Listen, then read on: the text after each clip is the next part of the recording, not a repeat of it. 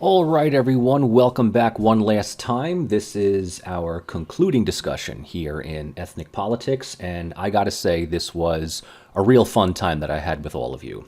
This is one of those classes where I can kind of take a break from the more structural, thematic approaches to international relations and just have fun in studies of culture, identity politics, and all the stuff that provides the real qualitative bits of information about why people do what they do. And because I had used the United States as a primary case study in this class, I think that it was well received by many of you who are really eager to talk about the here and the now in U.S. politics. So by way of a conclusion, yes, we are coming to the end of what I believe was a very, very successful and entertaining course. I want to take a look at what we began this class with, and that is the so-called Interregnum, right?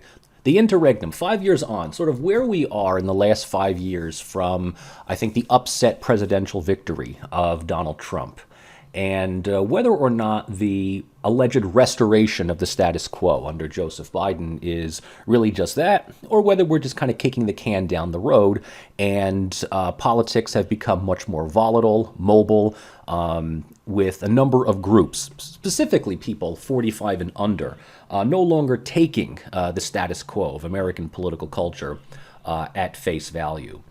The fact that some of Barack Obama's biggest critics these days are people within that age group of 45 and younger, and who believe that he was more than instrumental in scuttling what was seen widely as a major progressive evolution in politics with the Bernie Sanders movement for the sake of putting his friend Joe Biden in and, keeping the status quo, the managerial class, the neoliberal elites in power, may very well produce a backlash in the coming years. Maybe not from the left, but definitely from a more mobilized, organized, and dedicated right, determined to just, throw the whole thing into the dustbin of history. So what I want to do in this lecture is really two things. I want to spend some time recapping the major elements of what we have covered in class here, specifically revisiting the importance of narratives and symbols in shaping group identity through both private and public transcript.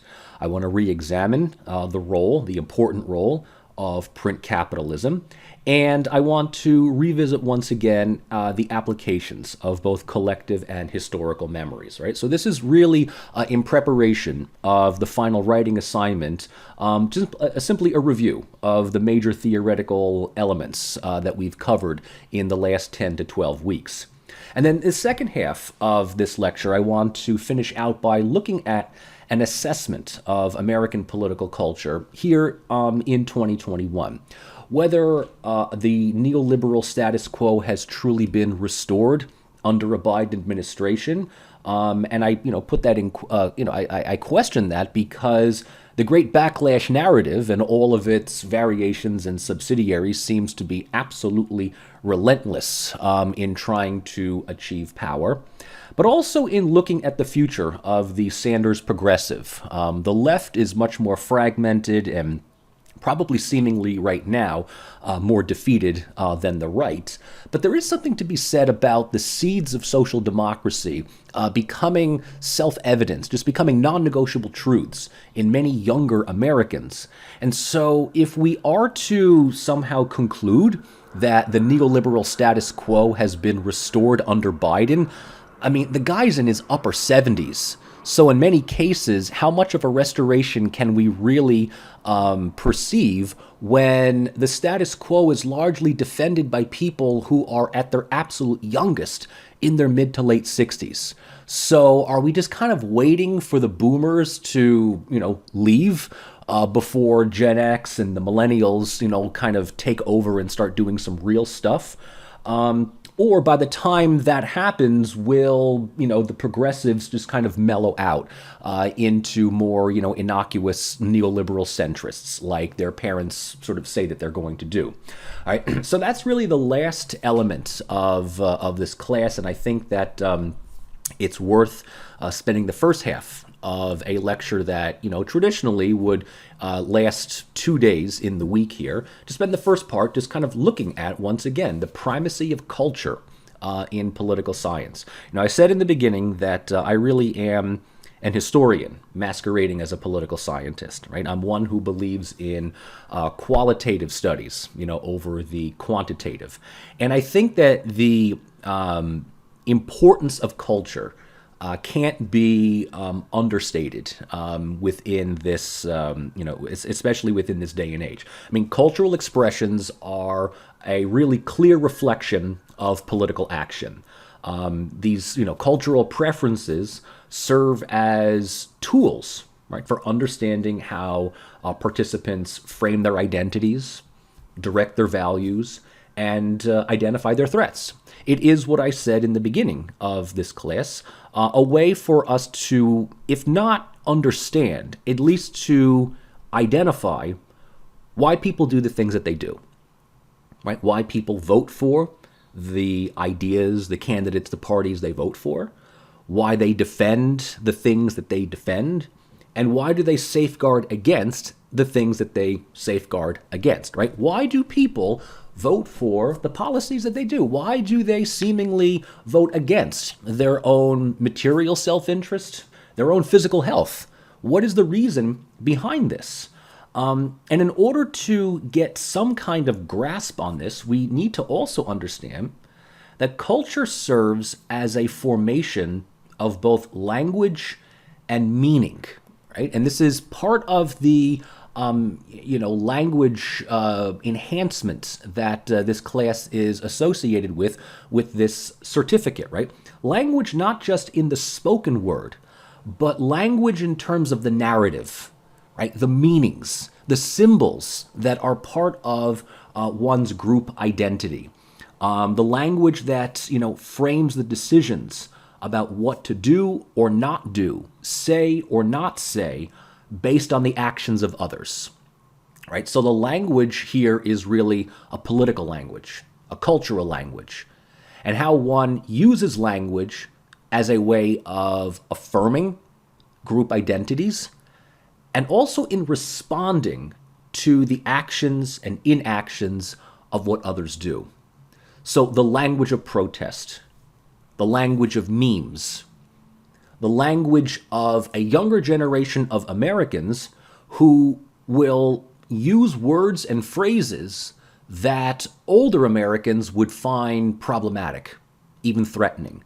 And I'm not even talking about, irreverent words. I'm just simply talking about just the concept of socialism, Marxism in that sense. Younger Americans have absolutely no problem identifying as socialists.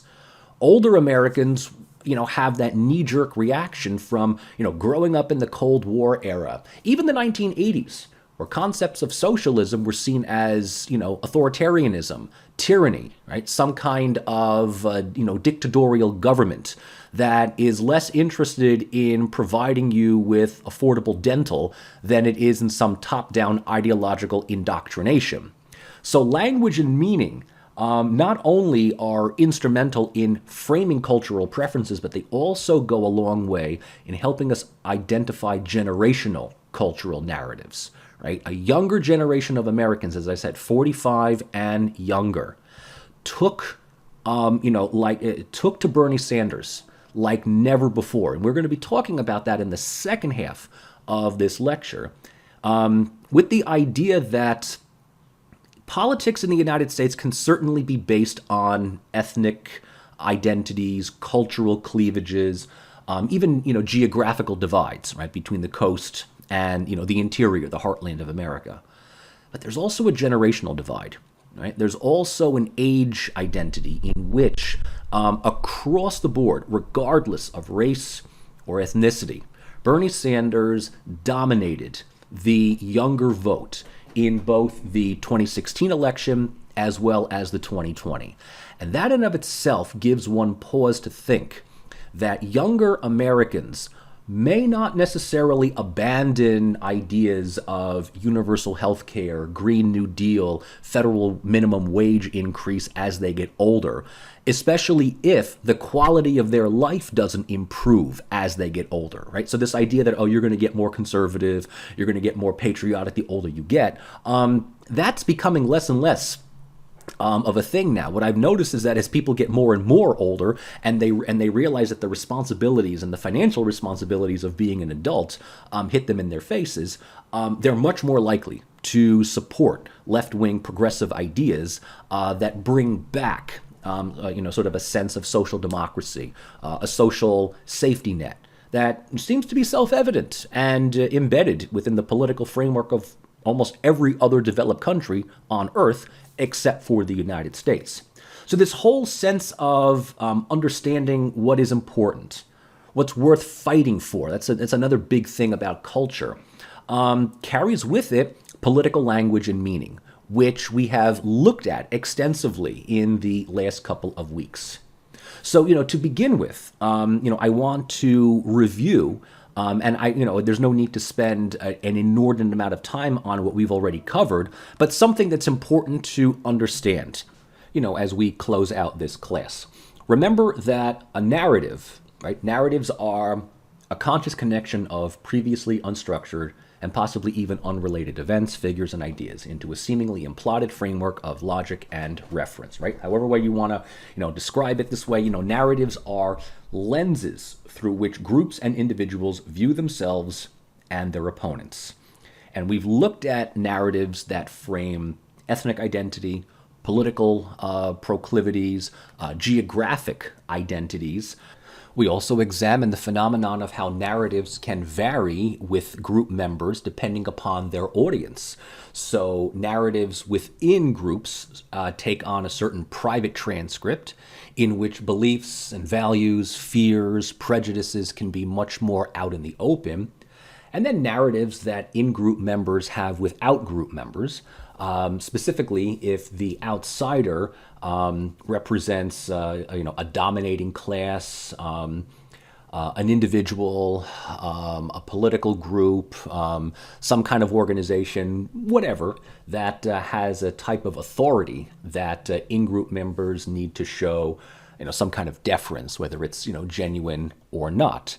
So, the notion of narrative is really the way in which we can understand how groups communicate with others and how they articulate their values, their beliefs, their identities, and their precepts, right, to the public.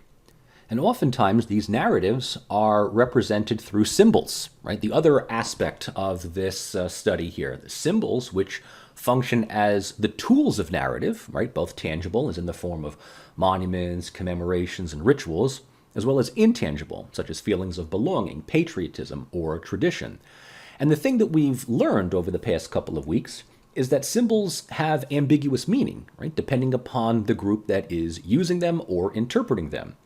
So symbols can convey different meanings to different groups, depending on their identities, their political proclivities, their geographic locations, even their age, right?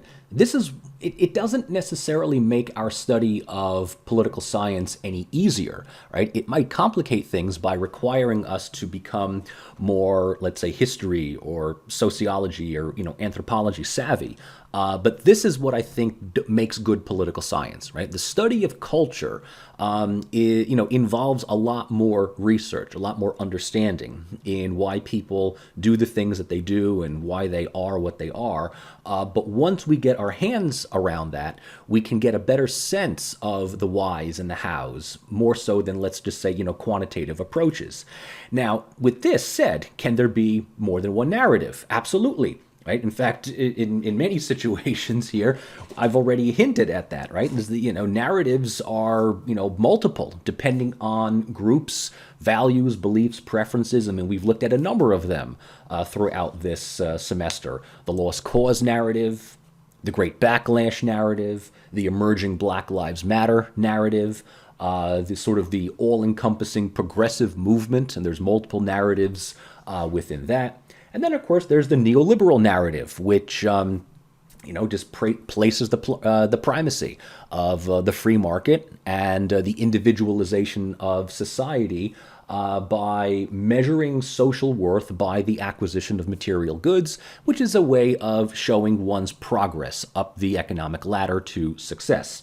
Right? All of these narratives, give us a sense of what it means to live in, a country like the United States right now. Thus, narratives and symbols, as we've surmised, are instrumental in the formation of collective memory, right? And this is one of the other big words, or terms, mind you, that we were introduced to in this class, right? And collective memory, as we all know, isn't so much what we remember, but how we remember it, right? It's an emotional quality that we ascribe to events, places, people, symbols, and ideas that puts particular emphasis on certain elements of the past while giving passing reference, downgrading, ignoring, even denying others, right? So collective memory isn't necessarily one's personal memory, one's individual memory, but it's a group memory. It's memory that people share over time and generations. So individuals can't or might not directly remember specific events as a part of their own history, but it's still part of their identity, right? And it shapes their values and their preferences. So something that may have happened 50, 100, 150 years ago, which has no bearing on one's life right now, does through some kind of association, whether it's linguistic, religious, ethnic, geographical, national, whatever it happens to be, right? Collective memories are a type of personal memories that people have by being associated with a larger group. Right. So as all of us are Americans, none of us were alive during the time of the Second World War, but yet we will identify as being part of the victorious side because of our nationality, our citizenship, where we live. Right. So collective memory is, it involves a lot of psychological and sociological aspects to the way in which people form preferences, identities, and values. Now, the other term that is part of this is historical memory. And remember, the big difference between collective and historical memory is that historical memory is state-sponsored collective memory. Right? So there is the primary authoritative institution of the state that will take an interpretation of the past, that will take a selective remembering of past events and make it the official narrative, that will reify these memories into non-negotiable truths in order to explain current political, social, cultural, and economic circumstances. More often than not, historical memory is a pre-existing collective memory narrative that is either completely appropriated by the state, right? They just love every aspect. The people in power love every aspect of this one narrative, right? Of this one collective memory.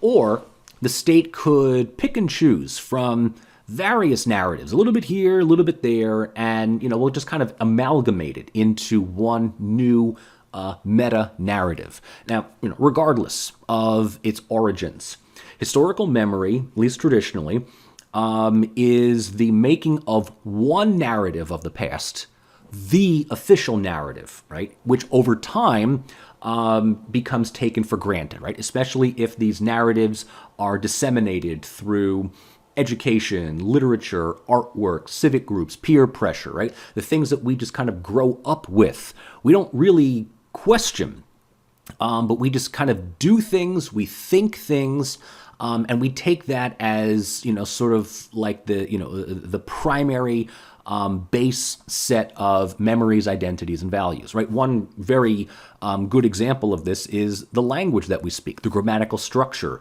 the way in which words are spelled, the understanding of what some words could mean. We don't question it, especially if the language is our native language. We don't question why the words are spelled the way that they are, or why the sentence structure is the way that it is, because we've just kind of grown up with it. And so in that sense, historical memory has a particular hegemonic aspect that uses its position of state authority to provide a master narrative, right? A master narrative that defines the history of the entire group. Individuals might not necessarily identify completely with it. They might not even agree with some aspects of it. But historical memory makes it very obvious that compliance with this narrative brings rewards, and defection, opposition, risks certain penalties. Right? There's certain ways of knowing that you have to do certain things in order to get ahead, and if you question it, it doesn't really matter the validity of your position. It just simply is seen that you are going against the normal grain. Now, what makes collective memory, historical memory? One final major term that we looked at, and this is a little bit more of the complicated one, print capitalism, right? This is taken from Benedict Anderson's work, Invented Traditions. Print capitalism, as we've discussed, is the creation and dissemination of information for previously unprivileged groups. But more than just broadcasting, or disseminating information, print capitalism is really the standardization of previously fluid symbols, meanings, and identities. Now, print capitalism can exist at both the state and the sub-state level. It is just simply a way of standardizing and codifying different narratives to create unification within a particular group. Anderson was specific about noting the codification of language, literal language, right? And what is the difference between, let's say, a dialect and a language? It's a bit more tongue-in-cheek than empirical, but it gets the point across. A language is a dialect with a dictionary, a flag, and an army. In other words, a language is a pre-existing dialect that might be one among many within a region, but because it has been adopted by the state as the official form of speech, written and oral, it's taught in schools. Its grammatical structure is provided in grammar books and dictionaries, and this becomes the official language of the country. It may very well have started off as one dialect among many, but because the state chooses to appropriate this as the official form of communication, that's just what's going to be. So print capitalism, just by this alone, is a way of showing how something that might have been invented, manipulated, used by people in power can transform into something within a generation or two that seems pervasive, self-evident, commonsensical.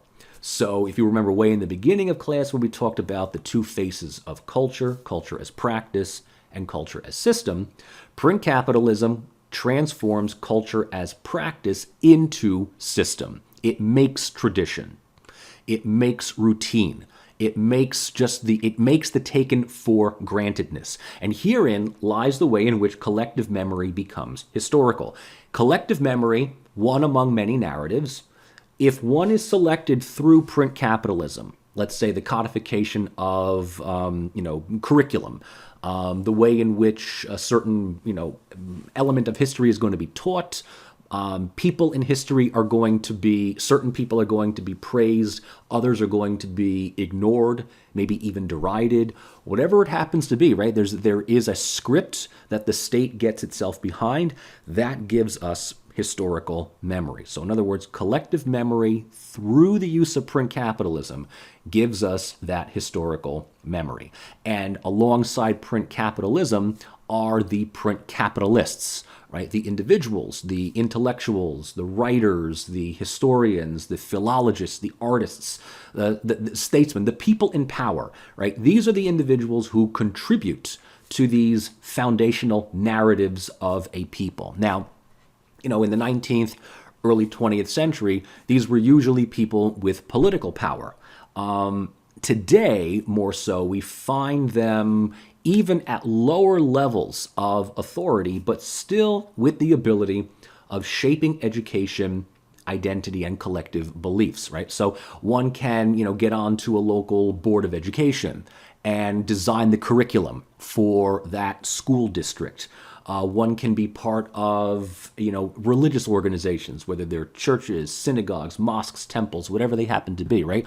People in power with positions of authority to shape information are themselves print capitalists. And in fact, even today, if we were to look at, let's say, the rise of the internet and the spread of social media, right? Print capitalists are those with their own YouTube channels, their own podcasts, their own Facebook pages, right? The higher number of subscribers and people who interact on their page exist, the more likely these individuals who run these pages, these podcasts or these radio shows or these pamphlets, whatever it is, right? They are print capitalists because they reify narratives into non-negotiable truth, right? That's the important thing to note about print capitalists, is that they make something true, not just simply by repetition, but also by the idea that through institutionalized communication, over time, it just becomes taken as granted. So, for instance, the architects of the Great Backlash narrative, who have been relentless in pushing this way of white American thinking in the flyover states from the early 1990s up until now, has created a way of collective memory, has created a group identity that honestly and unironically, right, saw Donald Trump as their political savior, as their messiah. And people like Barack Obama, Bernie Sanders, Joe Biden, anybody that, is even mildly associated with the Democratic Party, as being architects of this country's demise. And the first thing that you need to understand when dealing with and communicating with people who believe that is that's what they believe. And you got to take that at face value before you decide to ridicule and critique, because they're just going to simply see you as one of those outsiders. So, is it a form of brainwashing? Certainly someone could say that that's one logical conclusion to this. But then again, anything that we take as non-negotiable, anything that we take on faith without really thinking about it is in some way, shape, or form some type of hegemonic conformity. Maybe not brainwashing, but it certainly is a way of saying, all right, this I believe just because I have to believe in something as a given. And that is what print capitalists do. They create the taken for grantedness. Right? Now that was a quick crash course into all of the main theoretical, structural elements of what this class is based on. And then we've spent the last couple of weeks just looking at different narratives, different socio-political and socio-economic groups.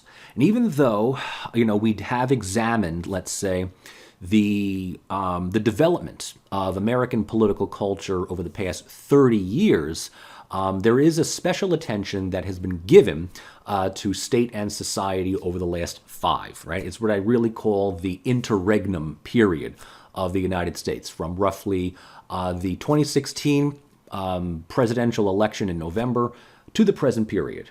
And if you remember, the term interregnum is taken from late 19th, early 20th century Italian anarchist Antonio Gramsci, who wrote within his diary, "The crisis consists precisely in the fact that the old is dying and the new cannot be born. In this interregnum, a great variety of morbid symptoms appear." So in other words, interregnum is just a nice word for formlessness.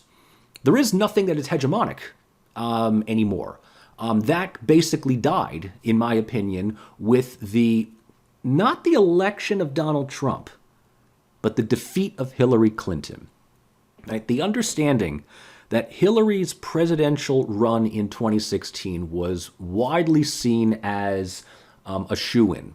Right? There was no way that anybody was going to oppose her. In fact, many would even go so far as to say that half the Republican Party was more than happy to just kind of give it to her. Until Donald Trump decided to say, no, I don't think so. And there's lots of stories behind whether or not the Hillary campaign worked to elevate Trump to be her opponent as an easy one to defeat. But as we all know, Trump defeated Hillary, not by a wide margin, but in many areas of the country that she, her campaign, and the Democratic Party just took for granted and widely ignored. And, while there were many people celebrating Trump's victory that November, including many people on the left, not in any optimistic sense, but sort of celebrating the end of this neoliberal status quo, it shows us that within the last 5 years or so, this interregnum, this formlessness, has not really subsided.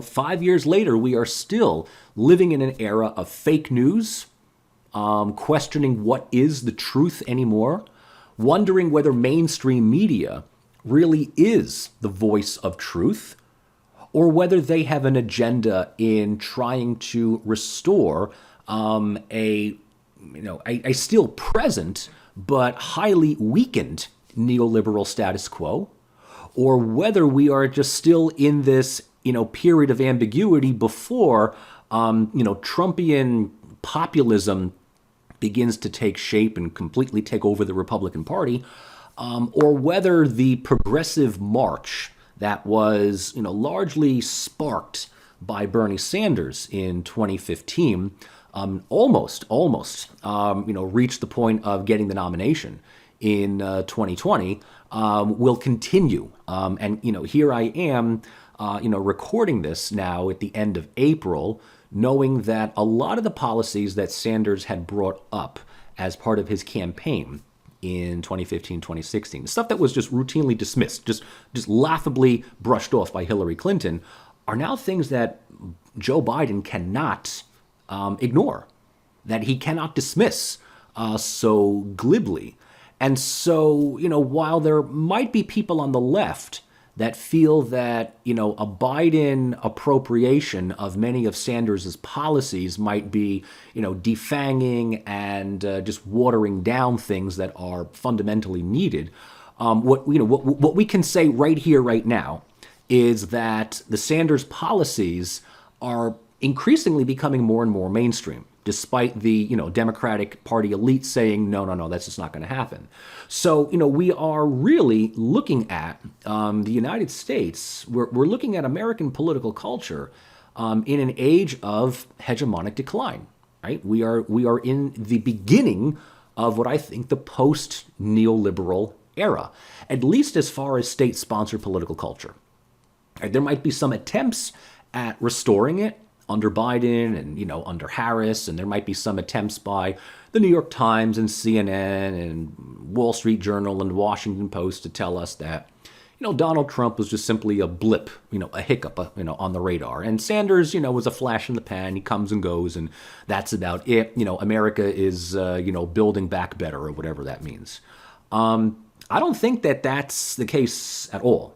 Neoliberalism is still there. I think that there is certainly a firmer grip on Democratic Party politics by the elites, but there is an increasing number of Americans, as I've said, that are looking towards social democracy, that are looking towards anti-nationalist policies, of more left-wing ideological persuasions.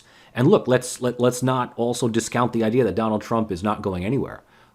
He may have been defeated this time around, and there's no indication that he's going to run in 2024. But he has a voice, and he has a lot of charisma.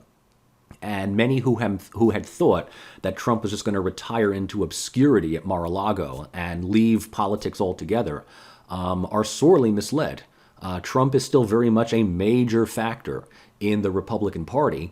And with the rise of sort of a newer generation of Trumpian Republicans, like Marjorie Taylor Greene, for instance, Tom Cotton for another one, there is absolutely no indication that right-wing national populism, at least in the Republican Party, is going to go away anytime soon. So, in other words, state-sponsored historical memory from the 1990s has been unmoored.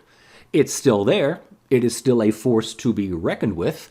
But the internet and social media and other forms of communication that are not controlled by the state and does not regulate the narrative of group identity shows that there is an increasing number of Americans that are challenging this neoliberal status quo, but where we're going is still, sort of up in the air.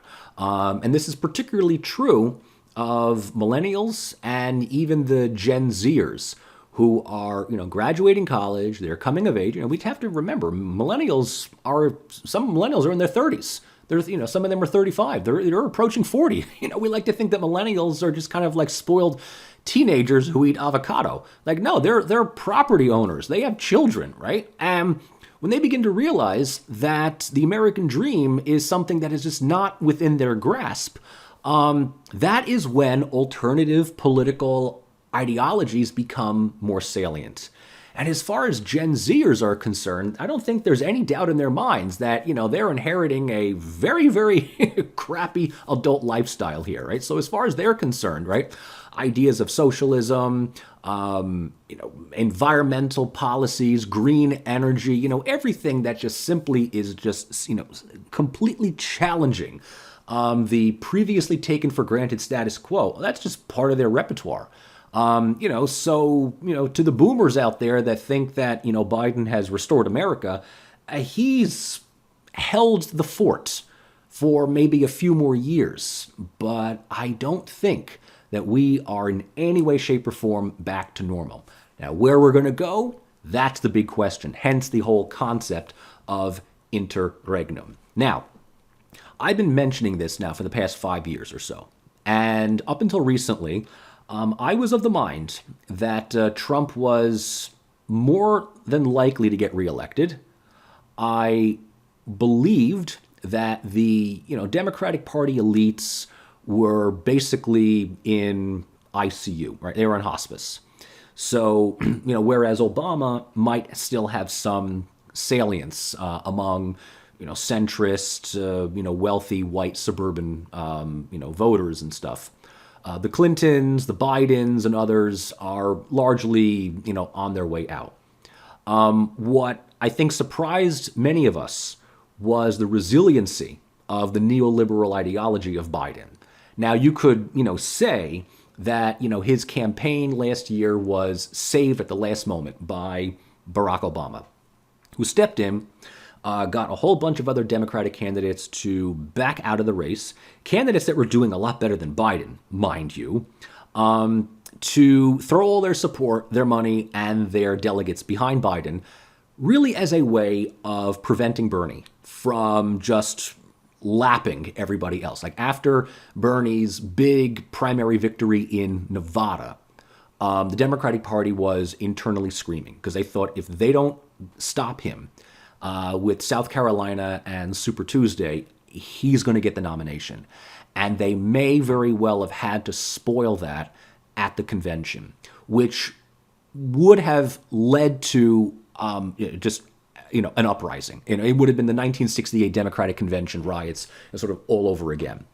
So, with, certain maneuvers and, I would have to say, I don't want to say, manipulation, but, definitely a way of sabotaging, Sanders' campaign, Biden, who was at best polling at fifth place for the most part, turns around and just, completely trounces Sanders in the remaining primary elections, does get elected in, last year, and seems to be giving defenders of the status quo some optimism, maybe guarded, but optimism nonetheless, that America is being restored, right? And within the editorials in the New York Times and the Washington Post, and, with the sort of pre-scripted assuredness of the talking heads on MSNBC, Fox News, not even Fox, no, MSNBC, CNN, Trumpian authoritarianism has been defeated. And, even more so, Sanders-led progressivism has been stopped in its tracks.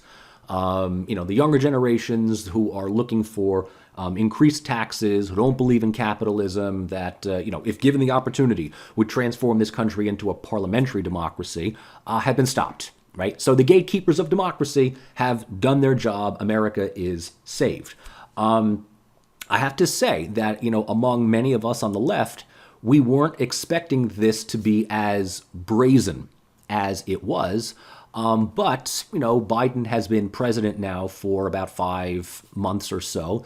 And, in many respects, the media is doing its job in, covering up his gaffes and, ignoring all of the open-ended problems from the Trump era that are continuing unresolved. In fact, operating with full vigor within the Biden administration. And so things that Trump would come under intense criticism for, Biden either seems to get a pass, or the general excuse is he just got elected, so he just doesn't have time yet to deal with, things like detention centers and kids in cages, at the border.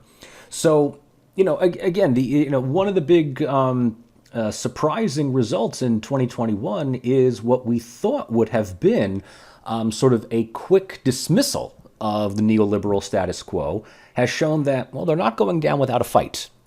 And while Biden is in power, it doesn't necessarily mean that power is, restored. Because we see a couple of other things. We note the diversification of Black political identity, right? And this is especially true with the rise and the spread of the Black Lives Matter movement. It is much more grassroots, working class, lower class, and it has largely operated outside of the control or the direction of the more elitist, Black Congressional Caucus. So what we have, come to assume up until recently is that Black political identity was kind of this monolith, right? This unified group of political actors that, sort of rose through the ranks of the Democratic Party and speak on behalf of, all African American communities. Right? And that has proven to be increasingly false. Now, mind you, as I've said, the resiliency of the neoliberal status quo is still there. And so with that, I need to also point out the continued primacy of managerial politics, right? The idea that politics might be much more volatile, it might be more perceived to be grassroots. There are people that don't necessarily find themselves adhering to one political party or the other. But when it comes to political decision making, right, the grassroots movements give way to the continued primacy of the so-called gatekeepers of democracy, right? The Democratic Party might be more out of touch with general public opinions about things than ever before. But at the same time, what was shown both in 2016, but even more so in 2020, is that the Democratic Party would rather maintain its elite control of said party than evolve with changing opinions, right? The idea is that if the party can somehow maintain its control at the top, if the gatekeepers of democracy, and this is a term that that was used in this book, How Democracies Die, by Stephen Levitsky and Daniel Ziblatt, right? So the gatekeepers of democracy are those people in power, usually within Washington, that are there to prevent the status quo from becoming unraveled, right? From challenges from either the right or the left, right? And this is supposed to have been billed as the way in which democracy, liberal democracy, is resilient. I used this book in a previous class, Comparative Democratic Theory. And, whereas Levitsky and Ziblatt seem to praise the gatekeepers as a way of, in so many words, keeping the crazies out. And usually the crazies are the right-wing extremists. The problem with these gatekeepers is that they also look at left-wing opposition, right? The Bernie Sanders, the Bernie Sanders movement, the movement for increased federal minimum wage, marijuana legalization, greater powers given to unions, Green New Deals, universal health care. This is also seen as a challenge to the status quo, right? The gatekeepers are effectively managerial politicians. Their goal is to not defend liberal democracy, but their privilege, Their goal is to maintain their leverage on power. So in many respects, gatekeepers can be just as reactionary, just as conservative as the alleged threats to democracy that are coming from more conservative circles can be. I'm not talking necessarily ideology. I'm just simply talking about people in power will do whatever they can to maintain that. And the amount of energy that the Democratic Party invested in scuttling Bernie Sanders' campaign, not just in 2015-16, but even more so in 2020, right? The idea was to make certain that he did not get another victory after Nevada, shows you how much politics is still controlled by a managerial class that might be rhetorically deferential to the public, but ultimately indifferent, in some cases even hostile to said public.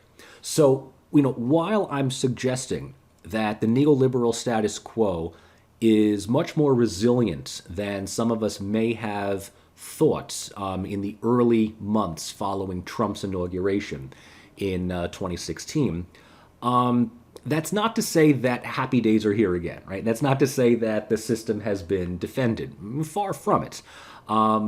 The status quo might have been preserved for a couple more years, but I'm beginning to think more and more that it really is on its last gasp. We'll really find out what happens in the midterm elections in 2022. And, there's enough radio chatter, both among the right and, unfortunately, among the left, that the Republican Party might be poised to retake both the House and the Senate. The Republicans, have lost control of the Senate by like one vote. And in many respects, if the tiebreaker is, are centrists like Kamala Harris and Joe Manchin, the probability that nothing is ever going to get accomplished is going to get translated into, votes of anger. And the idea that many people who had voted Biden to power are basically non-Trump Republicans. It doesn't mean that they're now members of the Democratic Party. They may very well go back to their Republican base, knowing that Trump is out, but they're still going to support people like Ted Cruz, Mitt Romney, Mitch McConnell. So if the Republicans end up winning back both the House and the Senate in 2022, with Biden at the helm, whatever aces up the sleeve that the Democratic Party or the neoliberal status quo has, I think they've exhausted, really all of them. So, here we are in 2021, which leaves us with a final set of questions, which kind of springboards us into the second and final part of this lecture. And this is really reflective of the readings that we had for this week and where we move forward. And there's really three broad questions here.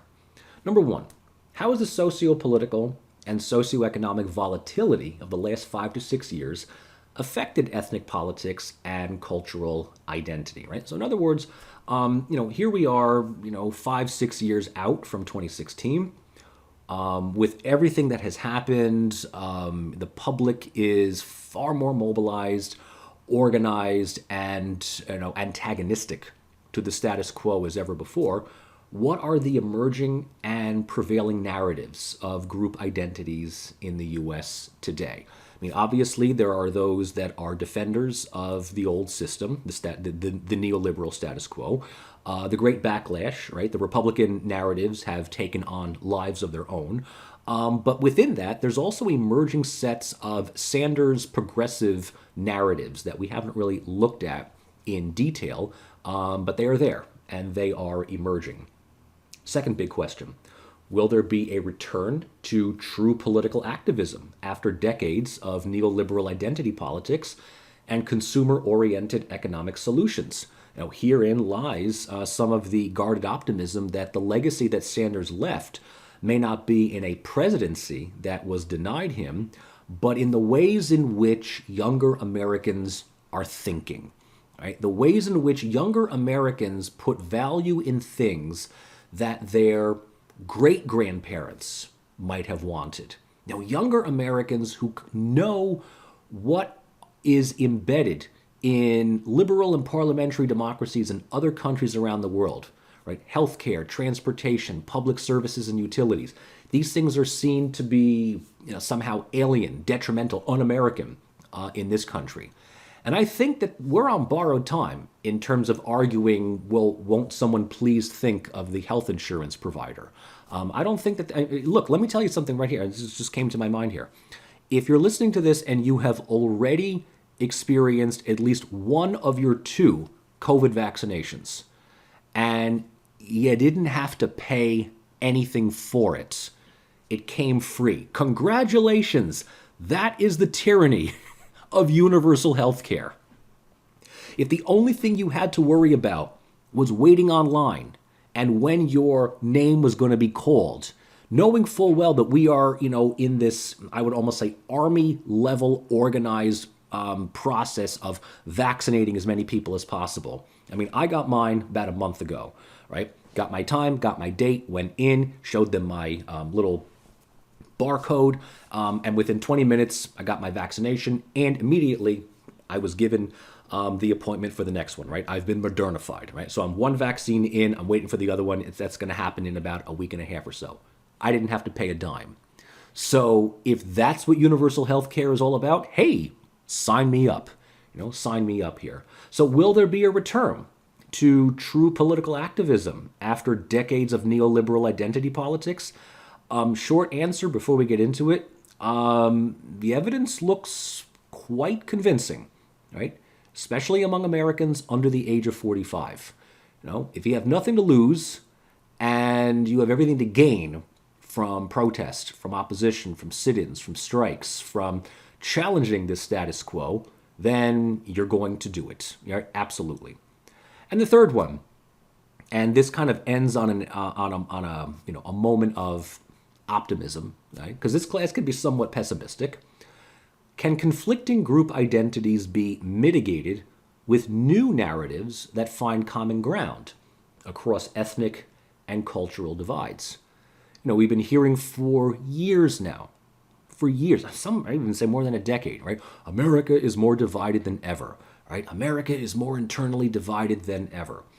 I don't know. I don't necessarily agree with that. If you're a big fan of material-driven neoliberalism, sure, right? When the only way to, argue politics is through culture, is through identity politics, yeah, sure, absolutely. And here's where things get, a little risky. And, I've had a number of you in my class make this argument that, someone like Bernie Sanders and someone like Donald Trump are kind of 2 sides of the same coin. I'd be careful with that. Yes, both challenge the status quo, but Trump is the status quo, right? Trump comes from the status quo. Trump got enriched through the status quo. He's just doing this, I think, just for the popularity. I think he's doing this because he knows that he can get attention, and he loves that. Sanders believes in challenging the status quo, right? He's been an ardent opponent of the status quo for more than 40 years. So, as much as the center would like for you to believe that, stability has been reassured, brunch is back on the menu, go and, have a mimosa, Biden and Harris are making everything great. Not really. The question is whether or not the legacies and the narratives of either Bernie or Trump will win out. Now, right now, here's the thing. The right usually has a tactical advantage simply because the right is more organized. They've always been more organized. This is not just the United States. I'm looking just in almost every parliamentary developed democracy around the world, right? The conservative right is usually about 20 to 30 years ahead of any organized left. And if there is any left, more often than not, we fight amongst ourselves before we fight with, Proud Boys. But here's the thing, though, and this is one of the elements that I think scared the establishment more than anything else. Sanders, or at least the Bernie Sanders narrative of old school working class populism, has a very potent and attractive language to erstwhile Trump voters. And look, I'm not talking about the nativists or the racists or the white supremacists. And look, people like to think that if you vote for Trump, you're a white supremacist. It's like, you know what? That's an insult to the majority of Trump voters. But I've spent enough time talking to unapologetic Trump voters. Some of them are some of the nicest people that I've ever met. And me, I'm a unapologetic Bernie Sanders fan. There's a lot of stuff we have in common. And no, I'm not talking about horseshoe theory. All right, forget that horseshoe theory, black red type of commonality. No, but there's a good amount of Trump voters that are disgruntled, disaffected, and ignored working class. And that's the reason why when Sanders goes to working class districts of Pennsylvania, Wisconsin, Michigan, West Virginia, Tennessee, he has an untapped audience that absolutely loves following someone that doesn't require being a white supremacist, right? And so I think in that regard, the challenge to this status quo is still very much in play. But the big question is, will the Sanders left-wing populism or the Donald Trump reactionary populism win out? And if you have to choose either or, and you want to be on Team Bernie, you have to realize that Team Trump is much more organized and much more ready to retake power 1 year from now. And so, with all of that said, I want to transition into the second half, the final half of this discussion, and just kind of figure out, all right, well, where do we go from here?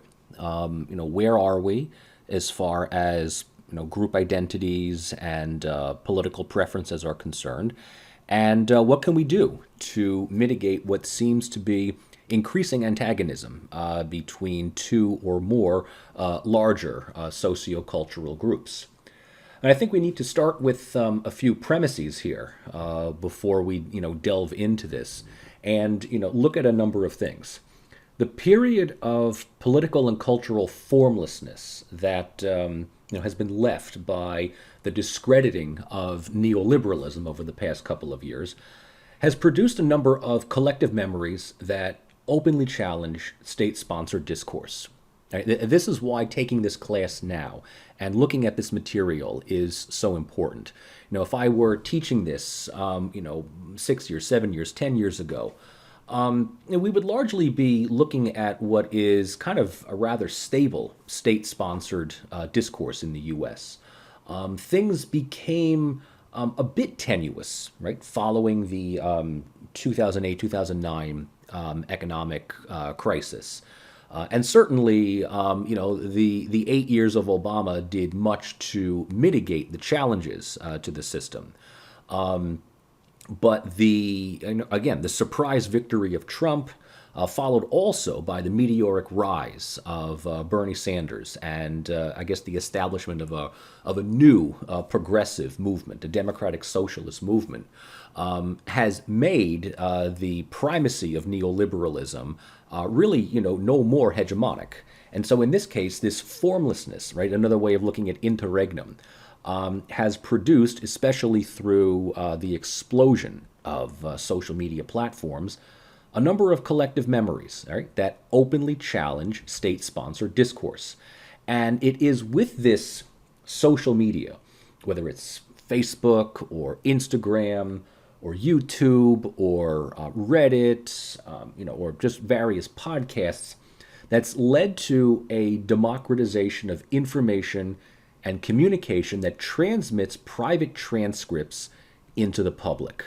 But if we were to sort of understand James Scott's ideas of private transcript beyond what the subordinate, beleaguered classes talk about in the safety of their own quarters, we can expand that to understand alternative collective memories, different socio-economic, socio-political views from that of the prevailing discourse, now has an increasingly powerful, salient, and rather vocal set of platforms on social media that serve as really forms of information that states traditionally do not have a monopoly on.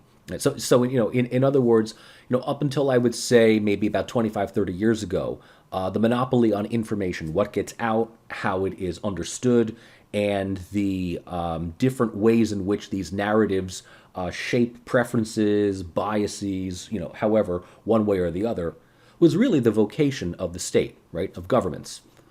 Today, in an era of social media, what would be, right, alternative narratives that may have, existed but were atomized, scattered, relatively small in numbers, now through the use of the internet, through social media platforms and all forms of digitized journalism, can bring together previously disparate groups, but also give them a sense that this is, whether it's true or not, something to be taken seriously.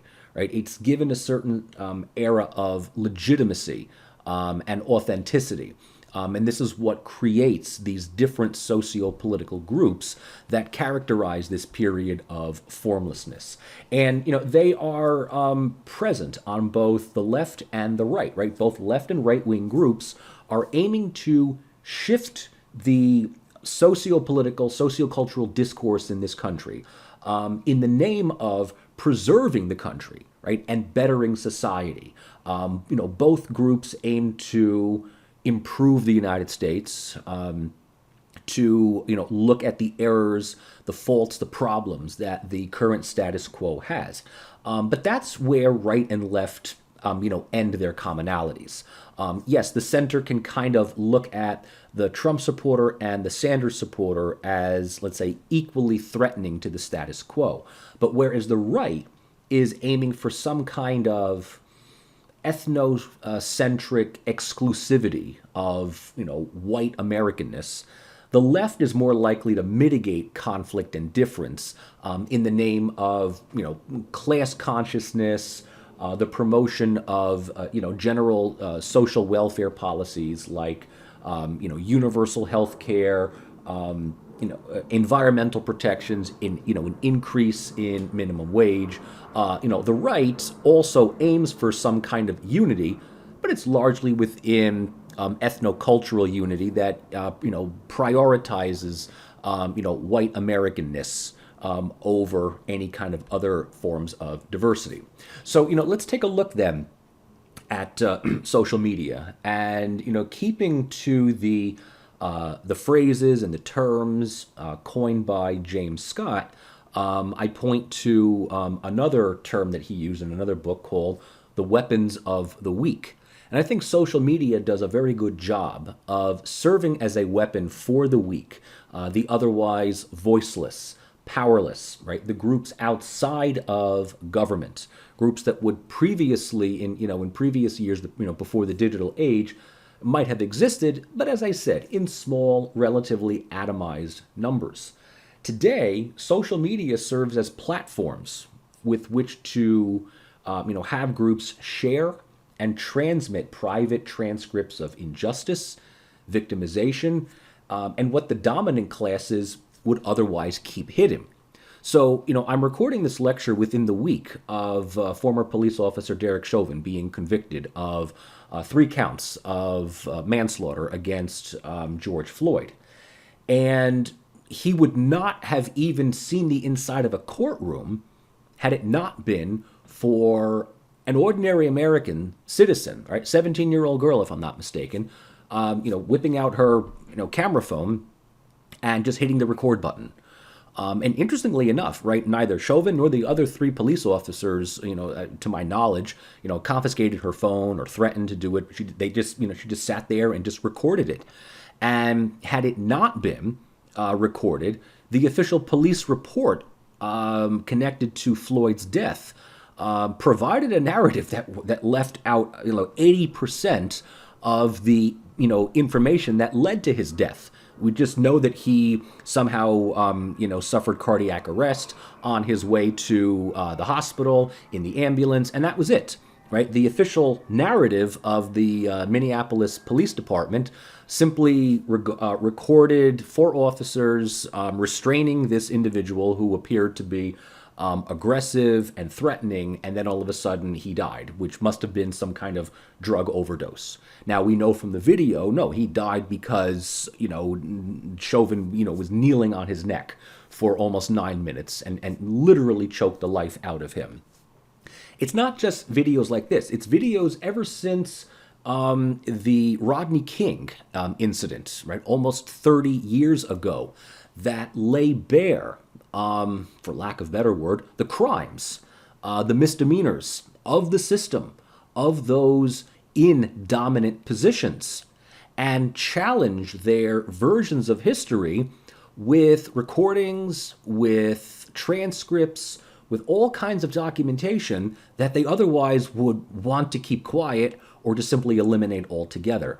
So social media, in this sense, right? If the Rodney King beating took place 20 years later, where Facebook and other social media platforms existed, I doubt that the police officers would have been acquitted in the way that they did, right? This is the early 90s, so it's just, old video camera footage that, can only be shared on news. Today, right, we see not just George Floyd, but unfortunately, it's happening almost once a week now. Some, unfortunate, Black American, whether it's male or female, ends up becoming the victim of some kind of police brutality. Or even beyond the cops, right? We can kind of see these videos of all sorts of individuals. Unfortunately, they tend to be white more than anything else. Calling the cops because they don't know who this black person is, even though the black person's like, I live in this building, I go to this school, I'm on my way to work, right? And you just kind of see all of these videos of these, concerned white citizens, calling the cops on somebody, right? And ends up, for them, right, they're the ones that are exposed as the problematic one, not the African American. So social media is a way of sharing information that would otherwise be filtered out through more conventional media outlets. Now, beyond just simply, pointing out, the criminal activity of people in power, social media platforms also provide, I think, the fundamental organizational framework for group identity by adding numbers and, even more importantly, anonymity. Right? One can be part of, some collective. Doesn't matter what political persuasion. Could be right, could be left, could be, whatever. But having a Facebook page, a subreddit, a YouTube channel, a podcast, something like that, right? This is a sort of do-it-yourself journalism, do-it-yourself social capital, gives people, as I mentioned before, the opportunity to interact with others with like-minded opinions and outlooks on the world. And when one realizes that group identity is measured not in the dozens or even the hundreds, but the thousands, the tens of thousands, now suddenly state-sponsored historical memory doesn't seem all so hegemonic and pervasive. And as these platforms have moderators and administrators and regular people who contribute, to that by posting articles, sharing thoughts, we see that print capitalism, right, something that was very much a late 18th, 19th century phenomenon, is alive and well today in the early 21st. Print capitalism is a great way of providing a standardized form for these alternative collective memories. Now, I'm not saying that this is creating the potential for a new group of people to eventually replace existing historical memories of the state, but it kind of makes the hegemony of historical memory, much more fragile, much more tenuous. Especially if collective memories, if they might never, let's say, achieve power by replacing the existing ones in the state, but they make the state ones have to work hard to, maintain a convincing narrative to a consuming audience. And if alternative collective memories seem to do their homework better, do journalism better, do research and expose, people for a whole bunch of activities that the official narrative either didn't do, or more importantly, wouldn't do, well, now all of a sudden, the weak become the strong.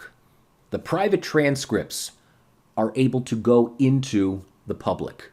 So these narratives, more than anything else, are challenging state-sponsored historical memories as either, exposing partial truths of official political discourse, or just simply advancing parallel narratives with interpretations that are presented as truth. And sometimes, and actually more often than not, they're taken as truth. If you believe it, you're part of that group. You will take that as a non-negotiable truth, right? So this is, we've been talking for a couple of weeks now about what or why the Great Backlash narrative, for instance, seems so ridiculous to non-group members, right? Why people in Kansas vote the way that they do. And to an outsider, it seems illogical, irrational, and, for the most part, ridiculous. And this explains why there is this routine condemnation, almost derision from, left-wing, more liberal than left-wing, editorialists in New York, San Francisco, D.C., sort of wagging their fingers and scratching their heads, wondering what's the matter with Kansas. And the thing is that to Kansas, or wherever that happens to be, these narratives are taken, not only on faith, but they're taken as truthful. Why? Well, for one reason, as we've already discussed, there's no alternative narratives. There's no counter-narrative for an audience that has basically been monopolized for more than 30 years by a series of takes on American history and American identity postulated by people with a particular agenda. The thing is that social media can only create, let's say, alternative group identities. Something else, when those identities are translated into some kind of grassroots activism. And this, I think, furthers our understanding of why American politics post-2016 is really, the true interregnum. Because with the proliferation of all of these sites, its accompanying literature, its known spokespeople within those communities, raising arguments, advancing narratives, and structuring debates, we kind of see in a way that civil society is being reestablished. Maybe outside the official norms of state, because neoliberalism wants, everybody to just be atomized consumers. But what we do see on both the left and the right now is a reestablishment of some kind of civil society contesting the lack of accountability of the dominant classes, right? This was what Cornel West had mentioned in the interview that he was given in this week's readings. And the contestation of the lack of accountability includes the police, Wall Street, Pentagon elites, and the leaders of the political establishment. Right? We're talking about four main sectors that, up until recently, were not only unaccountable, but could operate with open impunity. Right? Open impunity.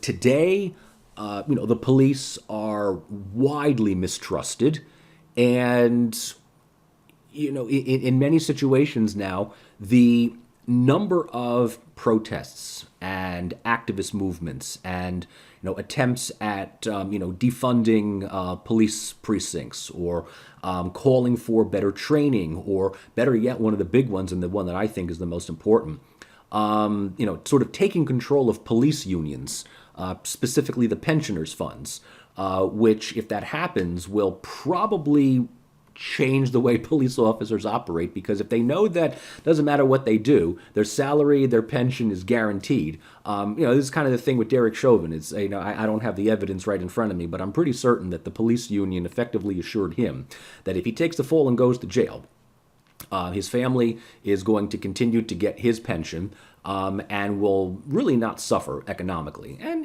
once the media attention is turned to something else, give it about, 3 to 5 years or something like that. Chauvin may very well, his lawyers may, appeal the case and either lower the sentence or, get him to be released on good behavior. And I don't know. I don't know. But, in this sense, the idea that, sort of grassroots activism now, if nothing else at the moment, just simply exposes what many feel is the unaccountability, right, the hypocrisy of the dominant class, then it shows that the dominant class is no longer immune from public scrutiny. And just, a few names here: Hillary Clinton, Joseph Crowley, Eliot Engel. I mean, these are all establishment Democrats who sort of enjoyed, elite leadership within their party. And all three were basically, unhorsed in, either local or national elections. There is, ample evidence to suggest, right, that Hillary Clinton, whom really is not the most sociable person out there, and again, it's very difficult for people to not have an opinion of her. I mean, she has been in the political spotlight now for years.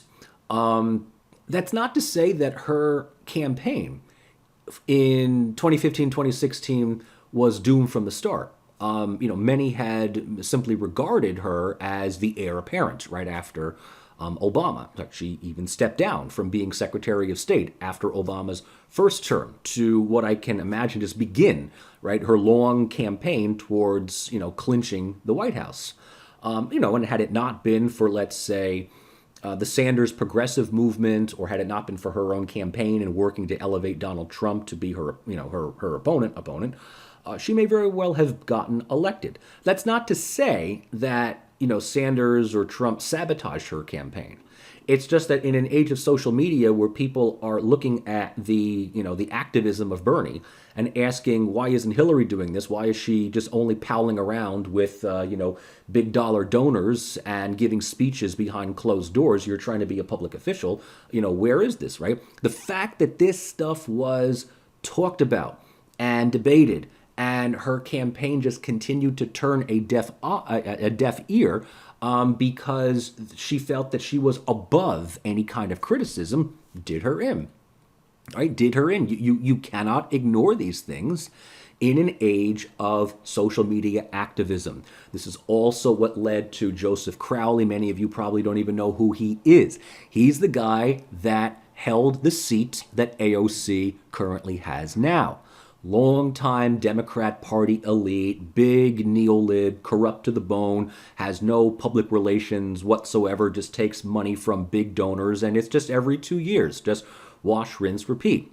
Here comes AOC, this new, basically fresh kid, right out of college or whatever, and decides on a whim to, take the enthusiasm and the momentum that she got from working on the Bernie Sanders campaign. You got to remember, this is where she started. She worked within the Bernie campaign to run for her own local office, and lo and behold, she gets it. This was considered to be a major upset because Crowley was one of those long-term New York party elites that just, was able to, like Eliot Engel, turn a public service job into a lifelong career.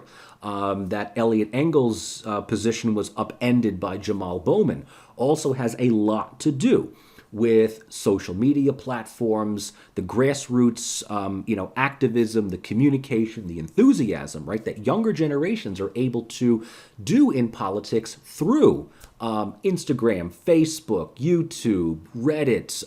Older, politicians like Hillary, Crowley, or Engel, they don't care about this stuff. For them, it's the big donors, it's the lobbyists that get them in power, with the understanding that no one is going to care. No one votes for, in midterm elections. No one cares about local politics in the same way that I asked many of you in class, how many of you know who the mayor of your town is? How many of you know who's on your board of education? They have to run for office all the time. Now, if no one knows who they are, the 13 people that go out to the polls and vote are just going to vote them back in, right? And that's all that you really need. But with the establishment of sort of this new emerging, it's still very amorphous, gelatinous civil society, that if all that it does on social media is say the dominant classes are full of shit, right? The hierarchy of this country is populated by idiots.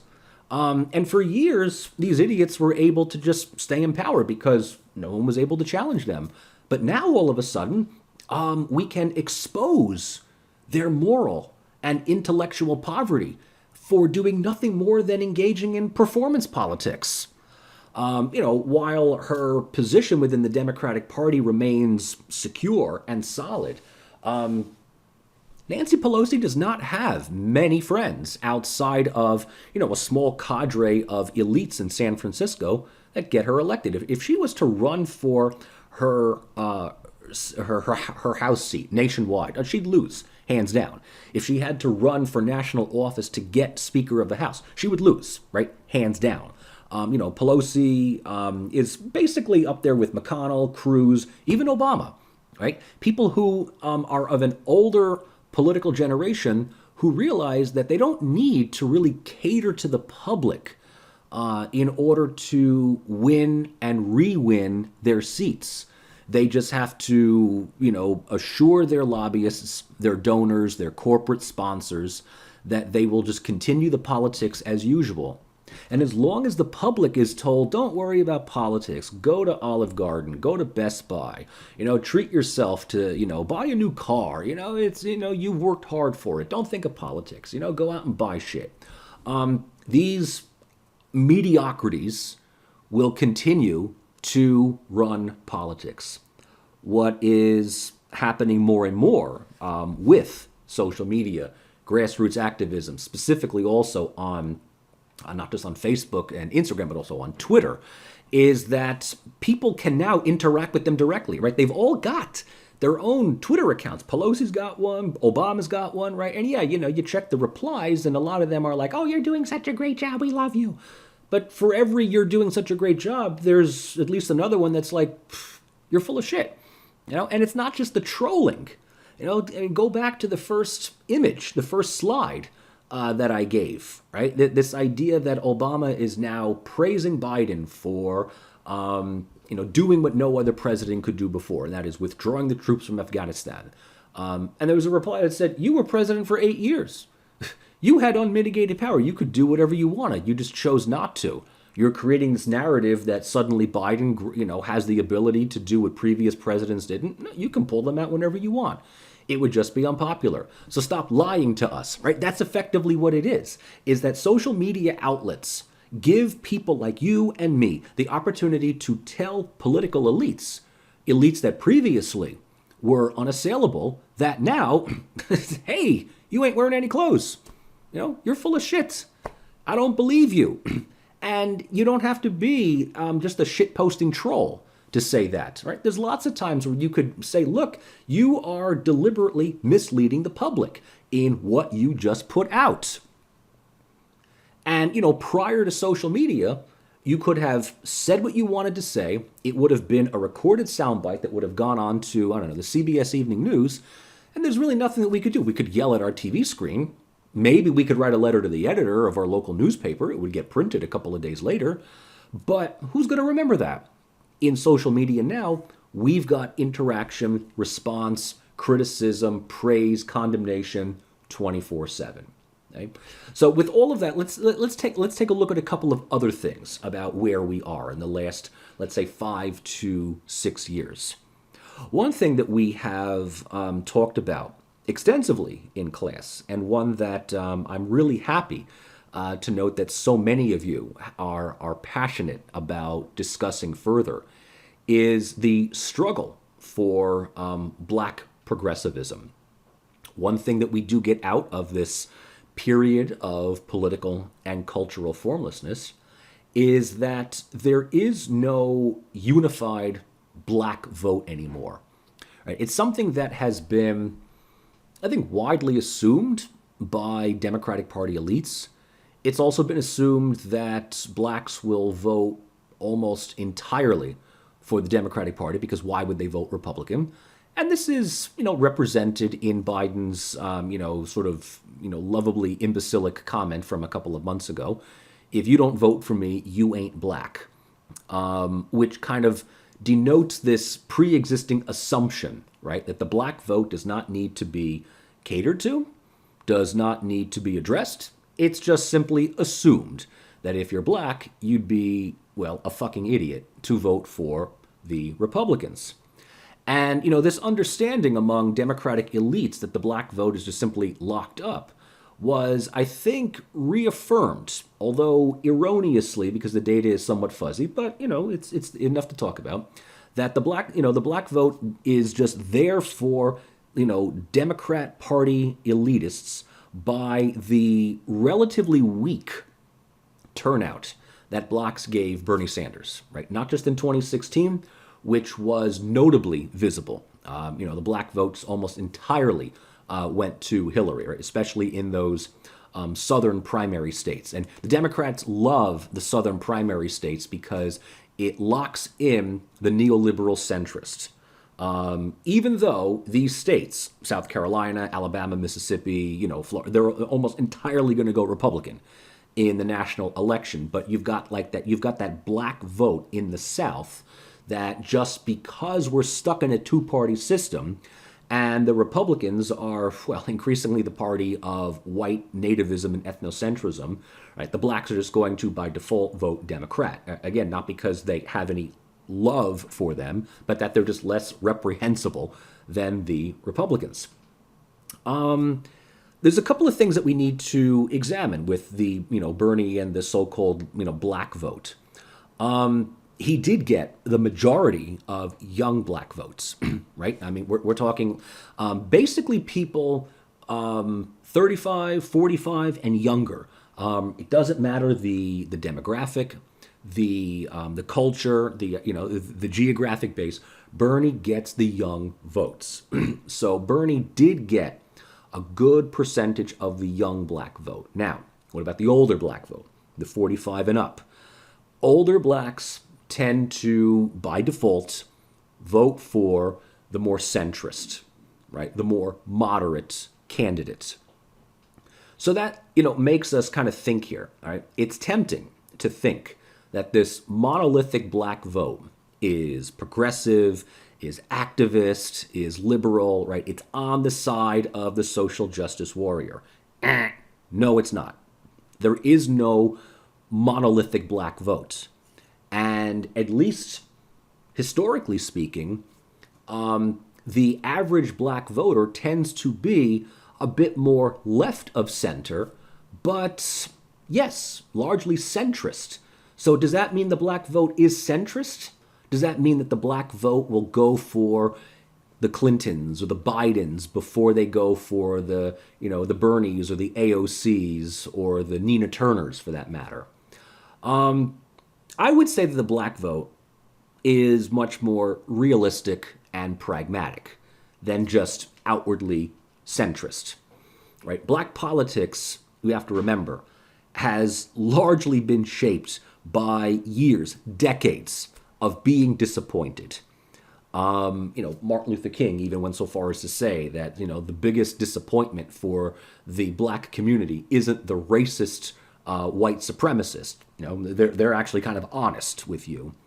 But it's the liberal moderate that tries to curb your enthusiasm by saying, well, we can't have everything that you are demanding right now because we don't want to alienate the Republican vote. So, you've waited 150 years for freedom, justice, and accountability. You can wait another 25. We'll throw a couple of bones here or there. But I think that, yes, there's something to be said about that, right? The black voter tends to be, especially the older one, right? They tend to just be like, look, don't expect much. but vote for the candidate that is promising some kind of stability with at least some momentum towards greater social justice. We also have to take into account that a lot of blacks, especially olders, are socially conservative. So they're not going to be out there in terms of LGBTQ rights, women's rights. It's not to say that the black voter is parochial and reactionary, but for them, that's not the primary issue, right? For them, what they're really looking for is some kind of socioeconomic relief, some addressing of the inequities of poor black community neighborhoods, right? So the progressive, the lefty that kind of focuses more on identity politics, intersectionality, and stuff like that. It's stuff that older blacks are just like, that's your issue. That's like a white hipstery type of thing, right? We've got more open standing issues here. But we also have to take into account that there is enormous popularity, right, for Barack and Michelle Obama, who, look, first black presidents in the country, first black first lady. And in this case, right, they carry a huge degree of importance, symbolic importance. And if Obama endorses Biden, as far as the older black vote is concerned, that's good enough for them, right? If Obama endorses Biden, I'm going to vote Biden, right? That's it. And so as West wrote in, his essays, 25 years ago, there is this internal struggle within black politics between the activist and the progressive on one end and the moderate establishment politician on the other, right? Those black politicians that kind of make it into politics, but instead of reforming the system, they end up becoming part of the system, right? They end up becoming part of the curb your enthusiasm moderate liberal that will offer platitudes and rhetorical statements, all the time, in black churches throughout the South during the election season. But at the end of the day, don't really do much. And this probably explains why West has a big axe to grind with Barack Obama, right? He used to love him and thought that he was the guy that was going to deliver what Bernie was saying. And by his second term, Obama basically sold out to the neoliberal establishment, which explains why he and Michelle are now the darlings of the Democratic Party, right? You buy into the corrupt elitist system and you can get whatever you want. But hey, look, in a grand scale of things, right, to the average black voter, Barack and Michelle are far more popular and their voice far outweighs the more aggressive activism of Cornel West or Killer Mike or Cardi B, for that matter, right? All three, unapologetic supporters of Brother Bernie in that sense, right? But if Barack and Michelle, along with Oprah, right, say, hey, Biden's my guy, or Buttigieg is awesome, or, hey, listen to Nancy Pelosi, there are a lot of voters that are going to simply do that. We oftentimes spend inordinate amounts of time asking, why do white people vote so stupidly? Black people vote stupidly as well. And everybody votes stupidly. Latinos vote dumb, Asians vote dumb, youth vote dumb, old people vote extraordinarily dumb, right? So it's like, we spend a lot of time talking about why does the white person does this? Why does the black person just, automatically will vote for any Democratic centrist out there, knowing full well at the end of the day, these guys are little more than loyal opposition to the Republicans. And the other thing we have to note, and this hasn't happened yet, although there are signs that this might eventually become too commodified. And, welcome to the United States. Welcome to neoliberalism. The Black Lives Matter movement, I think, would have gone mainstream a long time ago had it not be for the constant murdering of black civilians by cops. Right, if it was just like one or two incidents that created the movement, Let's take Ferguson. The Ferguson riots, for instance. By this point, if there had been no other acts of police-sponsored murder, I think the Black Lives Matter movement would most likely have just become little more than a corporate hashtag. It would have entered into the neoliberal realm of woke identity politics. It would have ended up on, let's say, T-shirts and other memorabilia. Nothing kills a legitimate movement faster than it becoming just a hashtag. I mean, that's ultimately what the Women's March in 2017 unfortunately became. A legitimate organized movement shortly following Trump's inauguration, which was started by a number of minority women, Black, Latino, and Muslim, fearing that not only as women they would be discriminated under a new Trump administration, but as minority women, there's fears of deportation, of harassment, of racism. And so the Women's March was, initially organized as a form of protest against this sort of new conservative, reactionary, male-dominated narrative that Trump and Pence bring. But because the Women's March, very quickly reflected a larger, feminine distaste for Trump. There's really no other way for to say it, but it kind of was co-opted by white liberals, who instead of using the march to really advance legitimate grievances of inequality within the country, felt the need to use this as a way of taking a wonderful weekend to show the world on Facebook how much they hate Donald Trump. Right? So they're going to wear the little, knitted pink hat. They're going to have all the little signs. I think it was right around then where it was, if Hillary were president, I'd be at brunch by now.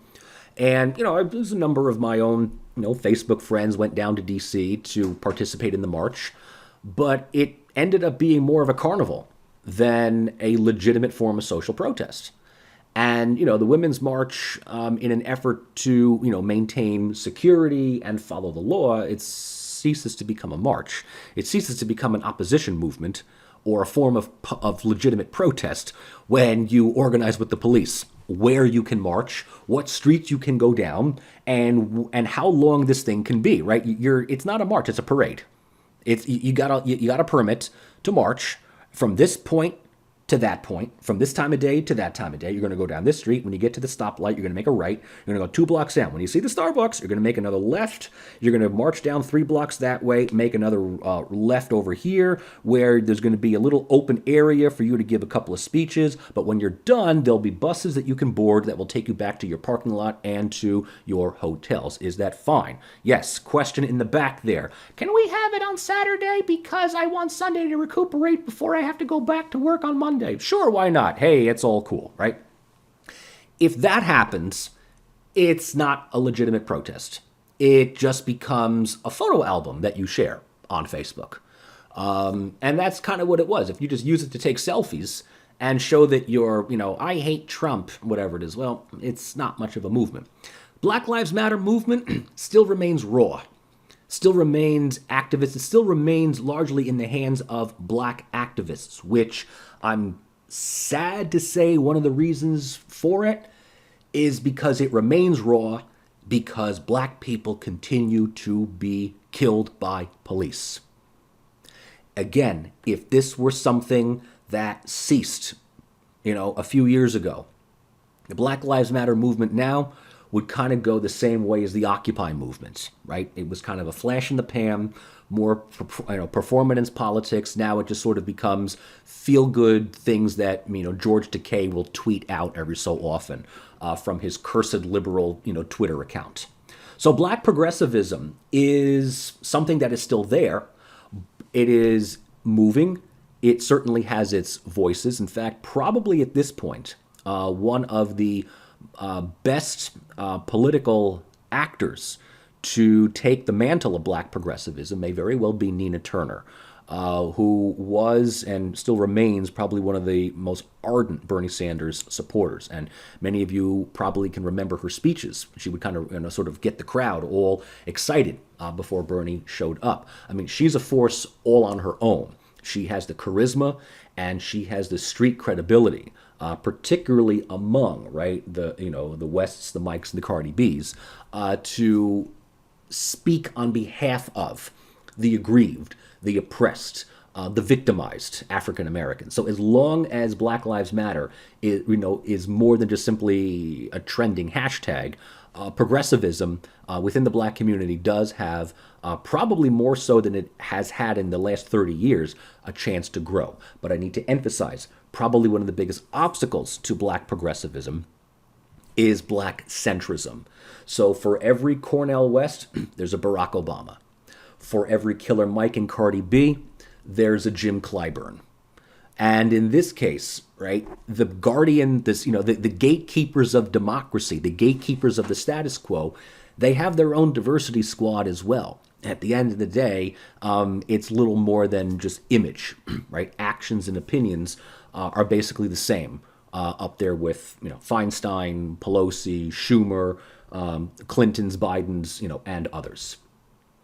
What about also this idea of constructive patriotism? This is another relatively new thing, although historically speaking, the African American community has engaged in constructive patriotism pretty much since the end of the Second World War, right? It's the kind of patriotism that, let's say, Colin Kaepernick engages in, right? The one that if you are anybody other than an angry Fox News watcher, you kind of see that he's got a point. But if you do watch Fox News, you realize that Colin Kaepernick is unbelievably spoiled, has no idea what he's doing, and, thank God no one, signed him on for professional football, right? That's kind of it. This sense of black patriotism and, is this emerging left-wing progressive patriotism, right? It's more so with black patriotism. Left-wing progressivism tends to still have a very anti-nationalistic attitude, and this goes into Marxist theory, but I'm not going to get into it right now.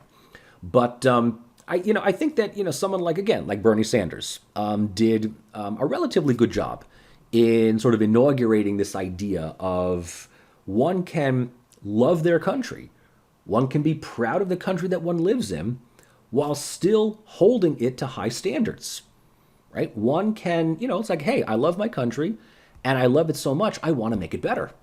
I want to improve it. I'm going to, hold, attend, support protests against socio-political and socio-economic inequities. That's how much I love my country. If I didn't give a shit, I would not care, right? But I love my country enough where I feel that as a tax-paying citizen, I have the right to criticize it. I have the right to point out its faults. And, in this sense, right, both black patriotism and, to some extent, elements of left-wing progressivism are engaging in replacing older, controversial symbols and narratives with new inclusive ones. So I know, one example is, we want to go back to the idea of the Civil War. Less Robert E. Lee's, even, less Ulysses S. Grant's, and more John Brown's. You can't get enough of John Brown, right? The radical white Christian abolitionist, right, who felt it was his God-given duty to, end slavery, and not only that, go after slave owners, and before there was Django Unchained, there was John Brown, right? So it was just one of those things. So it's like, for every statue of Robert E. Lee that is taken away, let's replace it, right, with a monument to John Brown, right? It's just, one of those examples where rather than eliminating history as, the conservatives would like you to think, we are replacing it, we're updating it, we're improving the history, right? We're improving the history here. And it is seen as a far more inclusive set of ethnic politics.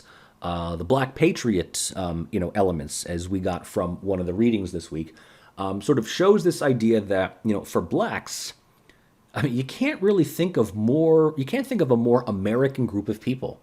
I mean, everyone else, with the exception of the indigenous people who are, are the true Americans, right? They wouldn't call it that. Every other person can, trace their family lineage back to some country, right? For most of us, we know where our great-grandparents, our parents' great-grandparents came from. You can point to a country in Europe or Latin America or the Middle East or Asia, for that matter.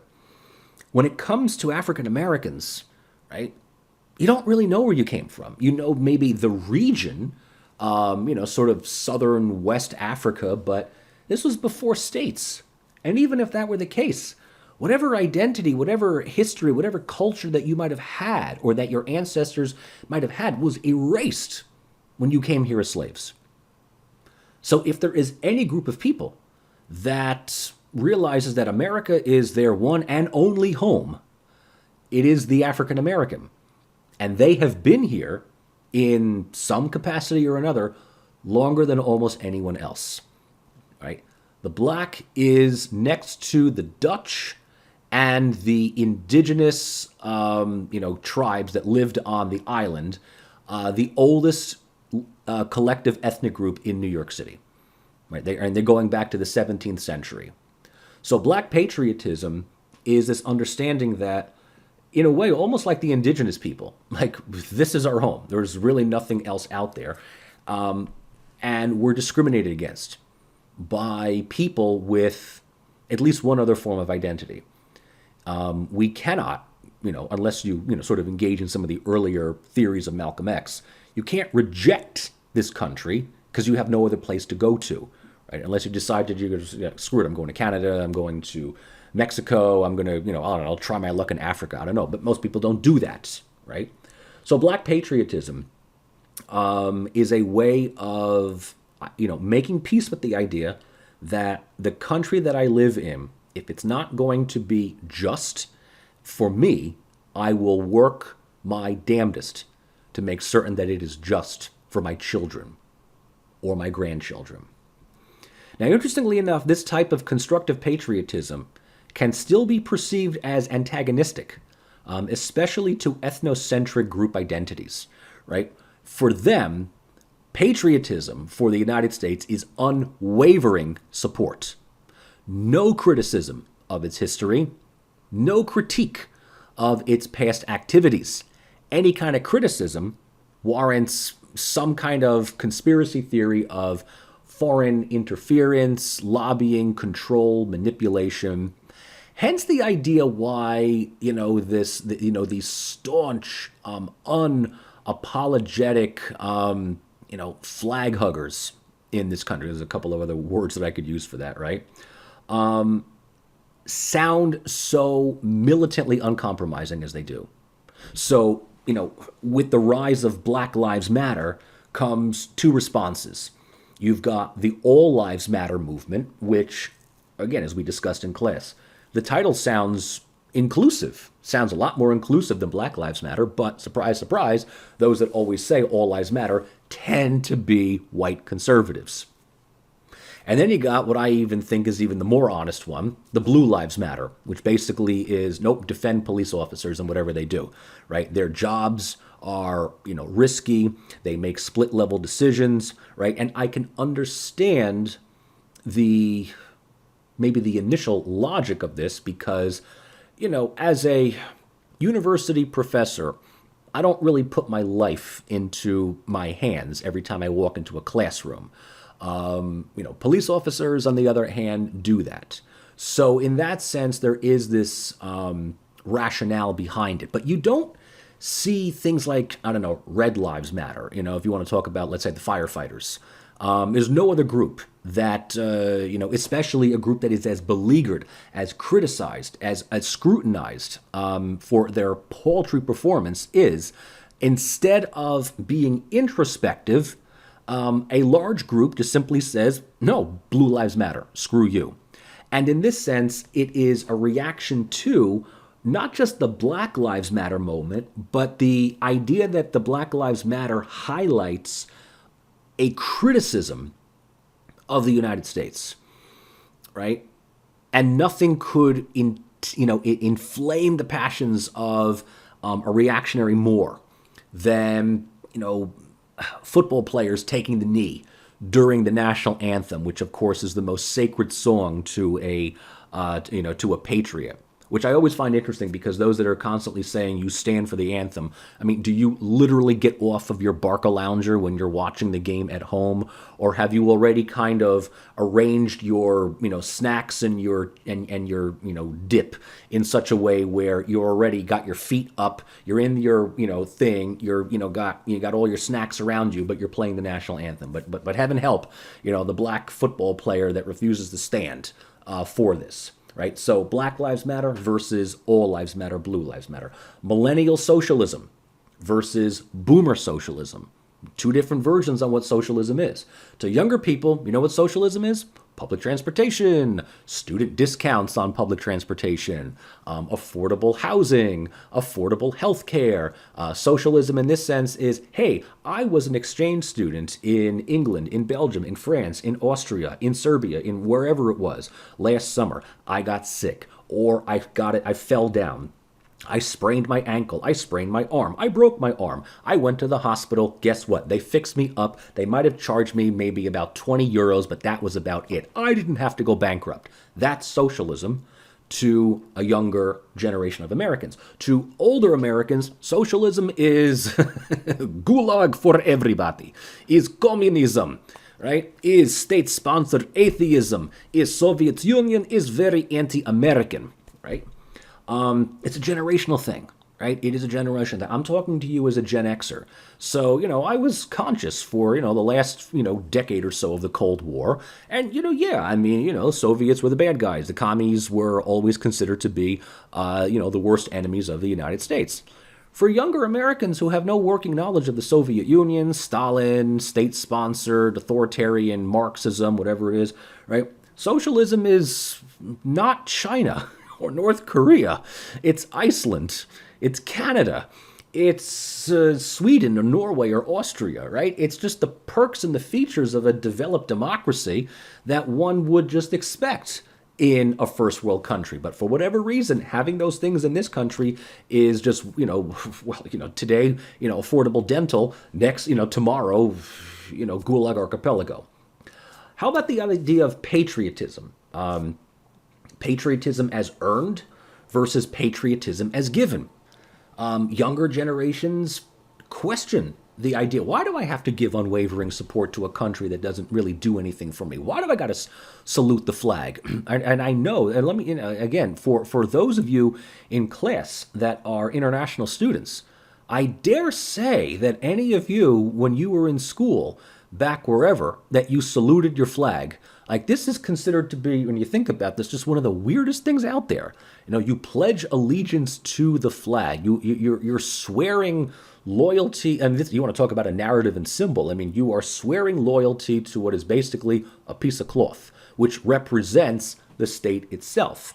A lot of people are saying, why? What has the country done for me? And this goes into the next thing here, right? This is one of the things that John F. Kennedy said. I think, I don't remember whether this was when he was campaigning or after he was president. I think it was one of his inaugural speeches, right? Ask not what your country can do for you, ask what you can do for your country. And for the longest time, this just became one of those phrases that was chiseled in stone, right? Stop asking what your country can do for you and start talking about your own input, your own contribution, your own sacrifice to the country. Younger generations are saying, why? Wait a minute. If you think about this, a developed democracy, yeah, I mean, I have my input to give in the form of my labor and my taxes. But the country should then take those taxes, take my labor, and provide something for me. Like, again, healthcare, some degree of environmental protection, workplace regulations and safety measures, food standards, drug standards, air quality. I mean, why is it, that we just have to do all of these things on our own? No, wait a minute. This is a developed democracy. This is the United States, right? You should be able to, if I'm going to be told that I'm living in the greatest country in the world, Well, I hate to break it to you, but cannot be better than ours, right? If we're the greatest country in the world, there are things that we just need to expect. And that should come out of our tax dollars. That should come out of our input rather than this money going to the military or foreign aid to countries that are not ours. It should be here.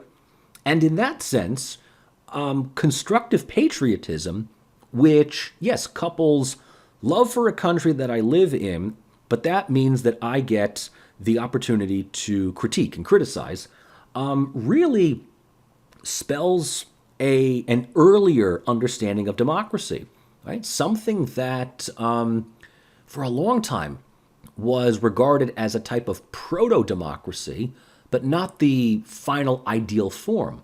And I'm talking here about democracy as the collective rights of the group versus the more neoliberal approach that advances the individual rights of the citizen.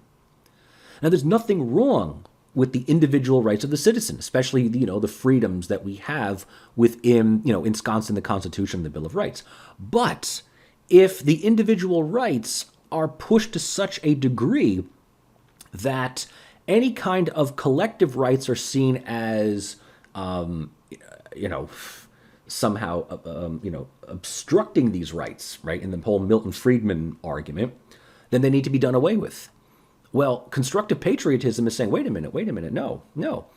I'm more in favor of social democracy over neoliberalism, right? If the community enjoys a certain quality of life, a certain threshold of a standard of living, then my individual rights are just going to come naturally, right? If we do individual stuff, yeah, some people are going to afford the life of luxury and enjoy, and others are going to be sleeping out on the streets.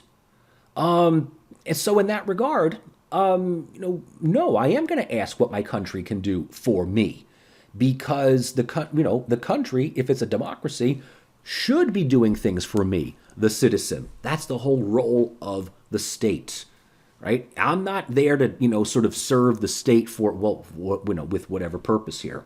So these narratives, these arguments are becoming more and more prevalent online through a number of invigorated, mobilized, and empowered socio-political groups on the right, but increasingly in this sense on the left as well. So this, leads us as, sort of heading towards the end here. And, there's a lot of stuff to, still think about.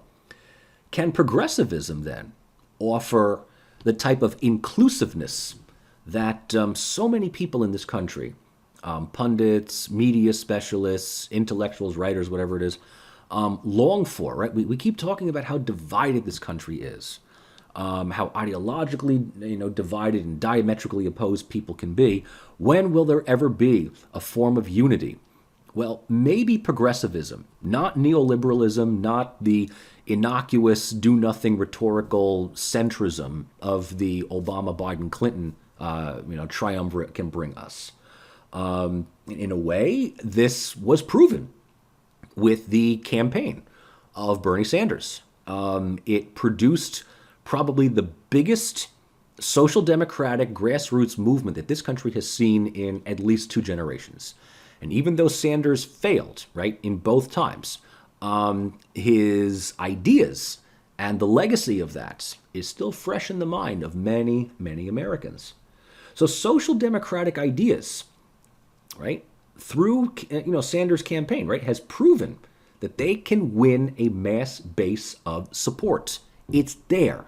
There is overwhelming support from Americans for Medicare for all, for Green New Deal, for $15 minimum wage. Just those 3 things alone, or 4 things. We want to talk, the 4 pillars of progressivism: Medicare for all, Green New Deal, $15 minimum wage, and legalized weed. That's it, right? You can just pare it down to these 4 things. Americans overwhelming in support of that. Biggest opponents? Democratic Party elites. Democratic Party elites. In many cases, we will spend a lot of times blaming Republicans, the Mitch McConnells of this country that just act with just raw evilness in preventing us from having nice things. And you know what? as much as I viscerally despise Mitch McConnell, right? I really do. I despise Mitch McConnell with an undying passion. You do realize that McConnell's not the only AH in Congress. You do realize that for all of their rhetorical opposition to him, Democratic Party elites are more than happy to see McConnell take one for the collective team, right? I mean, Democratic Party elites, as we saw not just in 2016, but really in the beginning of 2020, when Sanders looked like this primary was his, they acted with an organized ferocity to limit, co-opt, and ultimately demobilize the progressive movement. And there's the joke that the Democratic Party will do more to stop progressivism from improving the lives of people in this country than they will ever do to stop Republicans from ruining the lives of as many people. As long as Republicans are there to act as the bigger evil, right? Democratic Party elites can continue to advertise themselves rather half-assedly, but they'll do it anyway, as the lesser evil, right? The better option. You throw a progressive into the mix, and suddenly Pelosi, Schumer, Clyburn, Clinton, Biden, Buttigieg, Klobuchar, even Warren, who I think gets way too much of a pass. They're seen as just, diet Republicans, right? That's basically it. So what this does, and what we saw, what we feared would happen again happened in 2020. And I think in many cases, this solidified the belief that the Democratic Party, if you're a progressive, is beyond help and hope. They are the party of resistance, not against Trump, but against progressive values.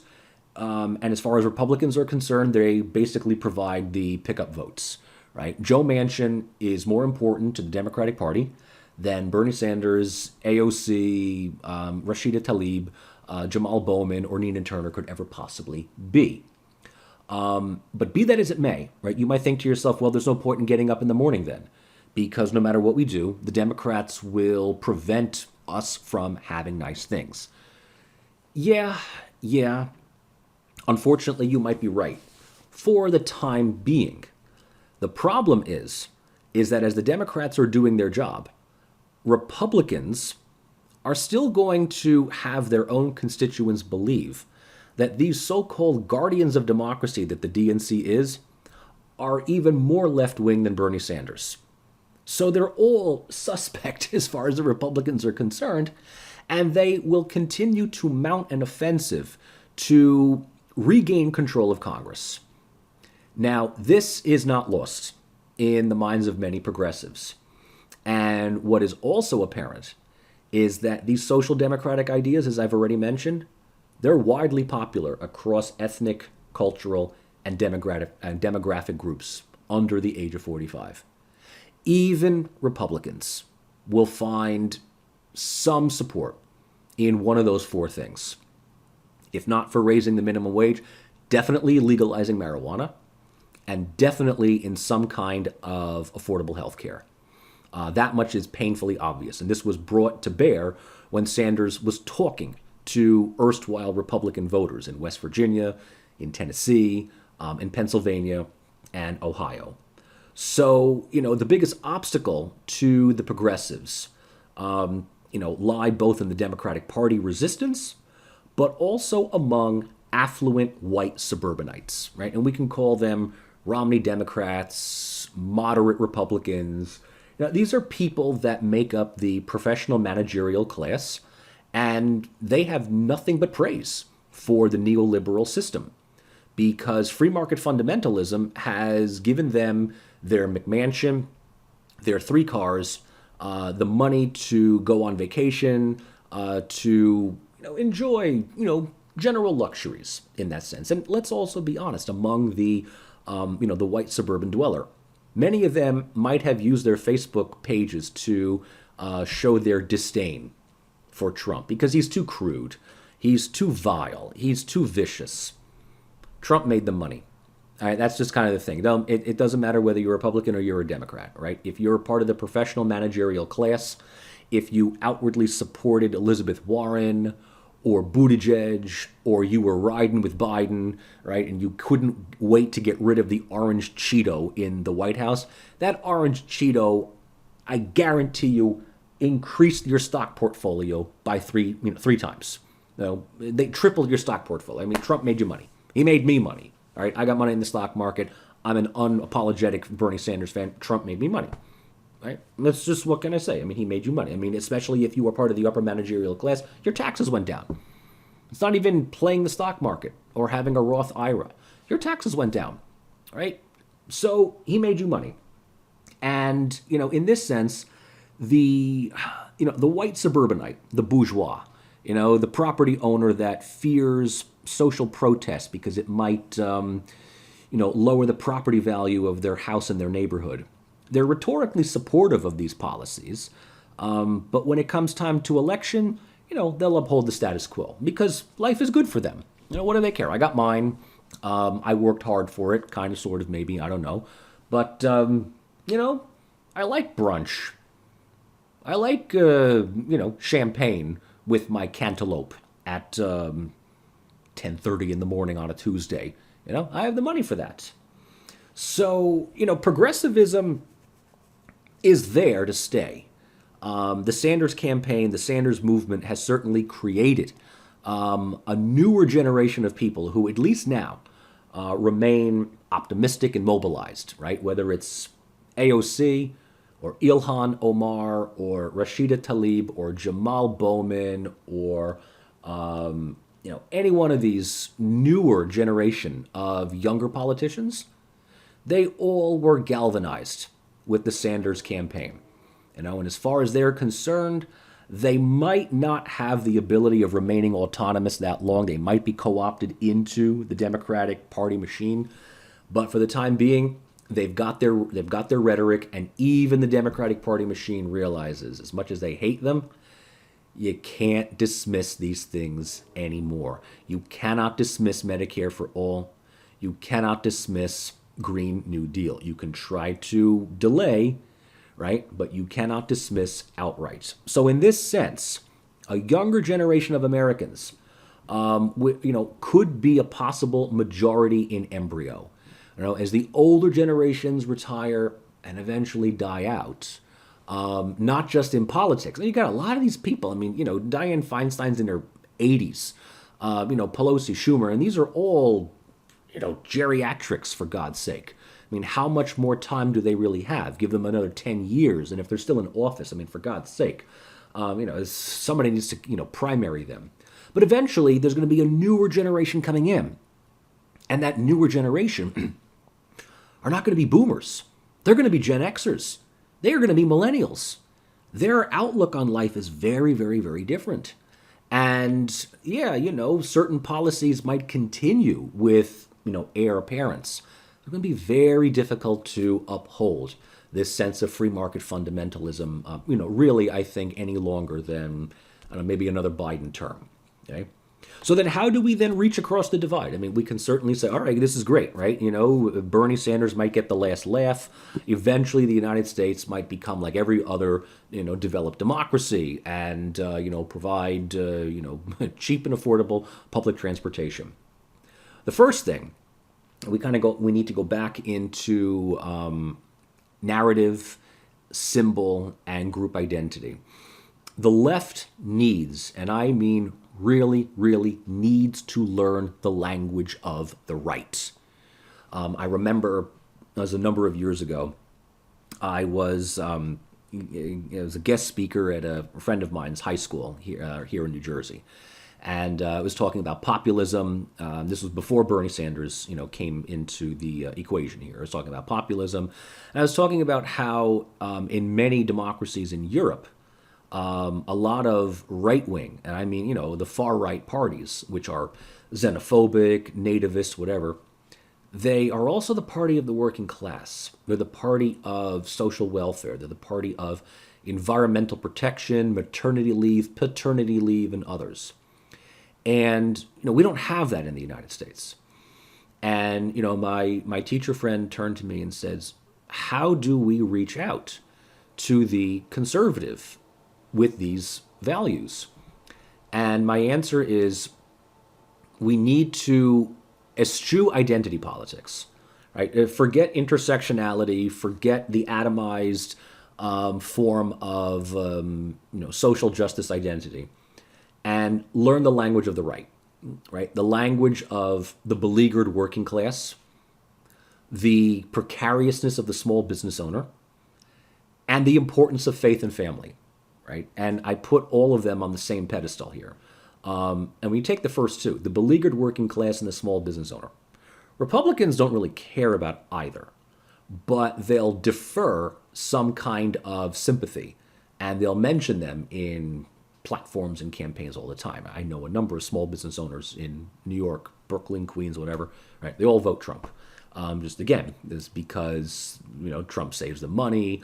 They can. There's no danger of them being forced to pay their workers any more than they do. I don't know. It's whatever it is, right? The left needs to go the route of Sanders, and I'm talking 2015 Sanders, not 2020 Sanders. In fact, I'd even go so far as to say Sanders of the 1990s, the 1980s. So go on to YouTube and just do Bernie Sanders 1980s. He's talking to some cable access channel about stuff that still resonates today, but he's much more articulate and much more unapologetic about working class solidarity. And this is something that, look, the working classes largely today, they vote Republican. They vote right. Working class identity in Staten Island is one of those unique places I like to call working class aristocracy. They're all in their unions. They all have the blue collar mentality, but they absolutely love and adore Trump. They think Republicans are great. Democrats are just a bunch of whiny social justice warriors, whatever it is, right? And these are people that ago, these were the foot soldiers for the Democratic Party. And I'm not saying that the Democrats need to do this. I'm saying the left needs to do this. Right? The left needs to reach out to the beleaguered working class, the small business owner, and take into account the very importance of religion and family. One of the biggest things that the left has done historically, the biggest blunder, is abandon religion to the right. Right? By making religion something that the reactionary crowds have. They have taken Christianity, a religion that it was based on lower class empowerment. And when you think about it, Jesus Christ was a Marxist before Marx was Marxist. How did a religion founded on the philosophies of Christ become effectively the tool for white right authoritarianism? In many ways, the left just simply said, well, religion's stupid. Well, that's your own peril. The importance of faith and family is very, very, very much front and center to many Americans. And I honestly believe that if there is a left-wing movement that takes religion seriously and looks at the social democratic values of what Christianity, Islam, Buddhism, Judaism have, then we can begin to take away monopolized narratives that the right has enjoyed for more than 30 years.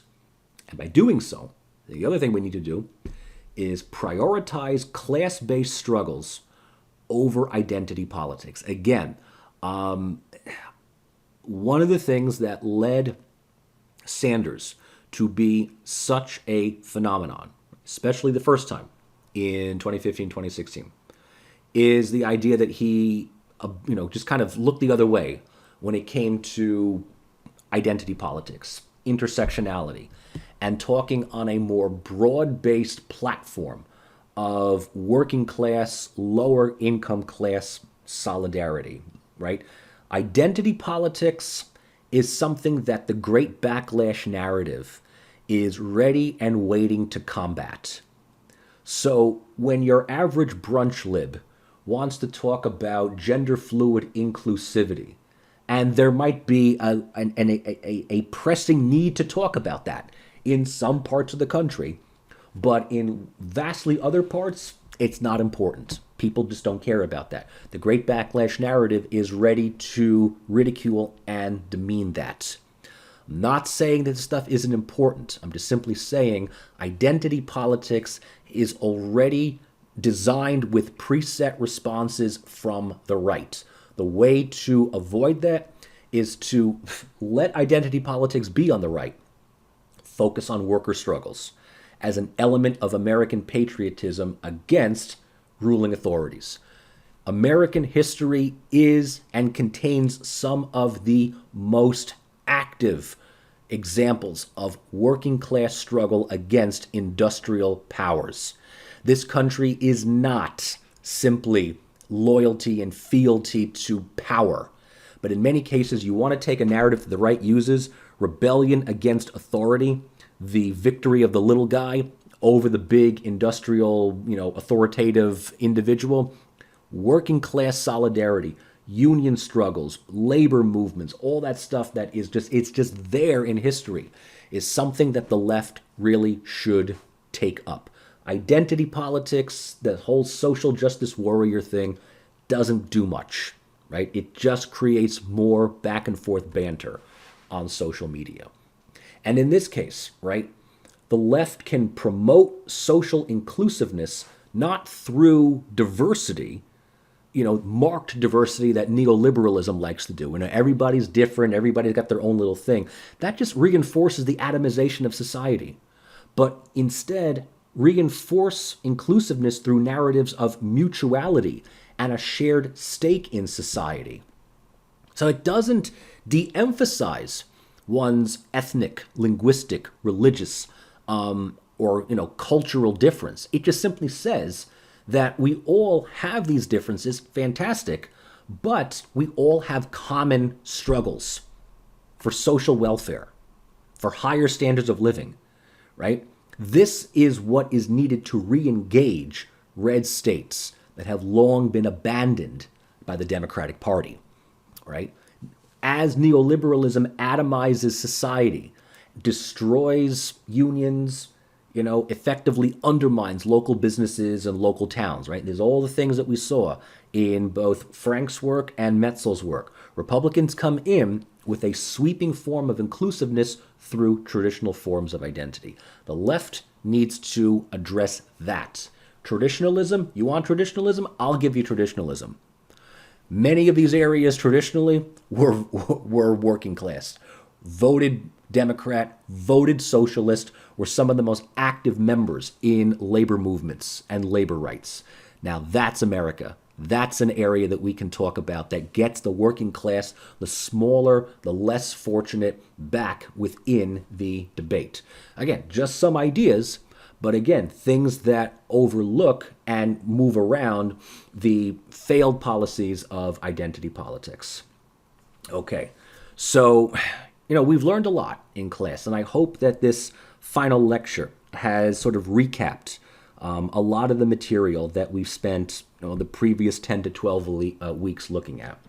So as a final recap of what I think was a great class, and I really, really, really enjoyed working with all of you this semester, what have we learned? Well, what can we take away from this class into additional areas of study? Or if you're about to graduate, what can you take into, the emerging professional world of yours? Well, 3 things I could think of here. Number 1, politics are strongly attached to ethnic and cultural identities in shaping collective memory and directing collective action. I mean, this was really the crux argument of this entire class, right? Whether we like it or not, whether it's relevant or not, ethnic and cultural identities have a lot to do with political choice and decision making. And these identities, these ethnic and cultural identities, are structured around a collection of narratives and symbols that, while interpretive, are accepted by the group as non-negotiable, right? So that's just another one of those givens that we have to take into account when we do our research.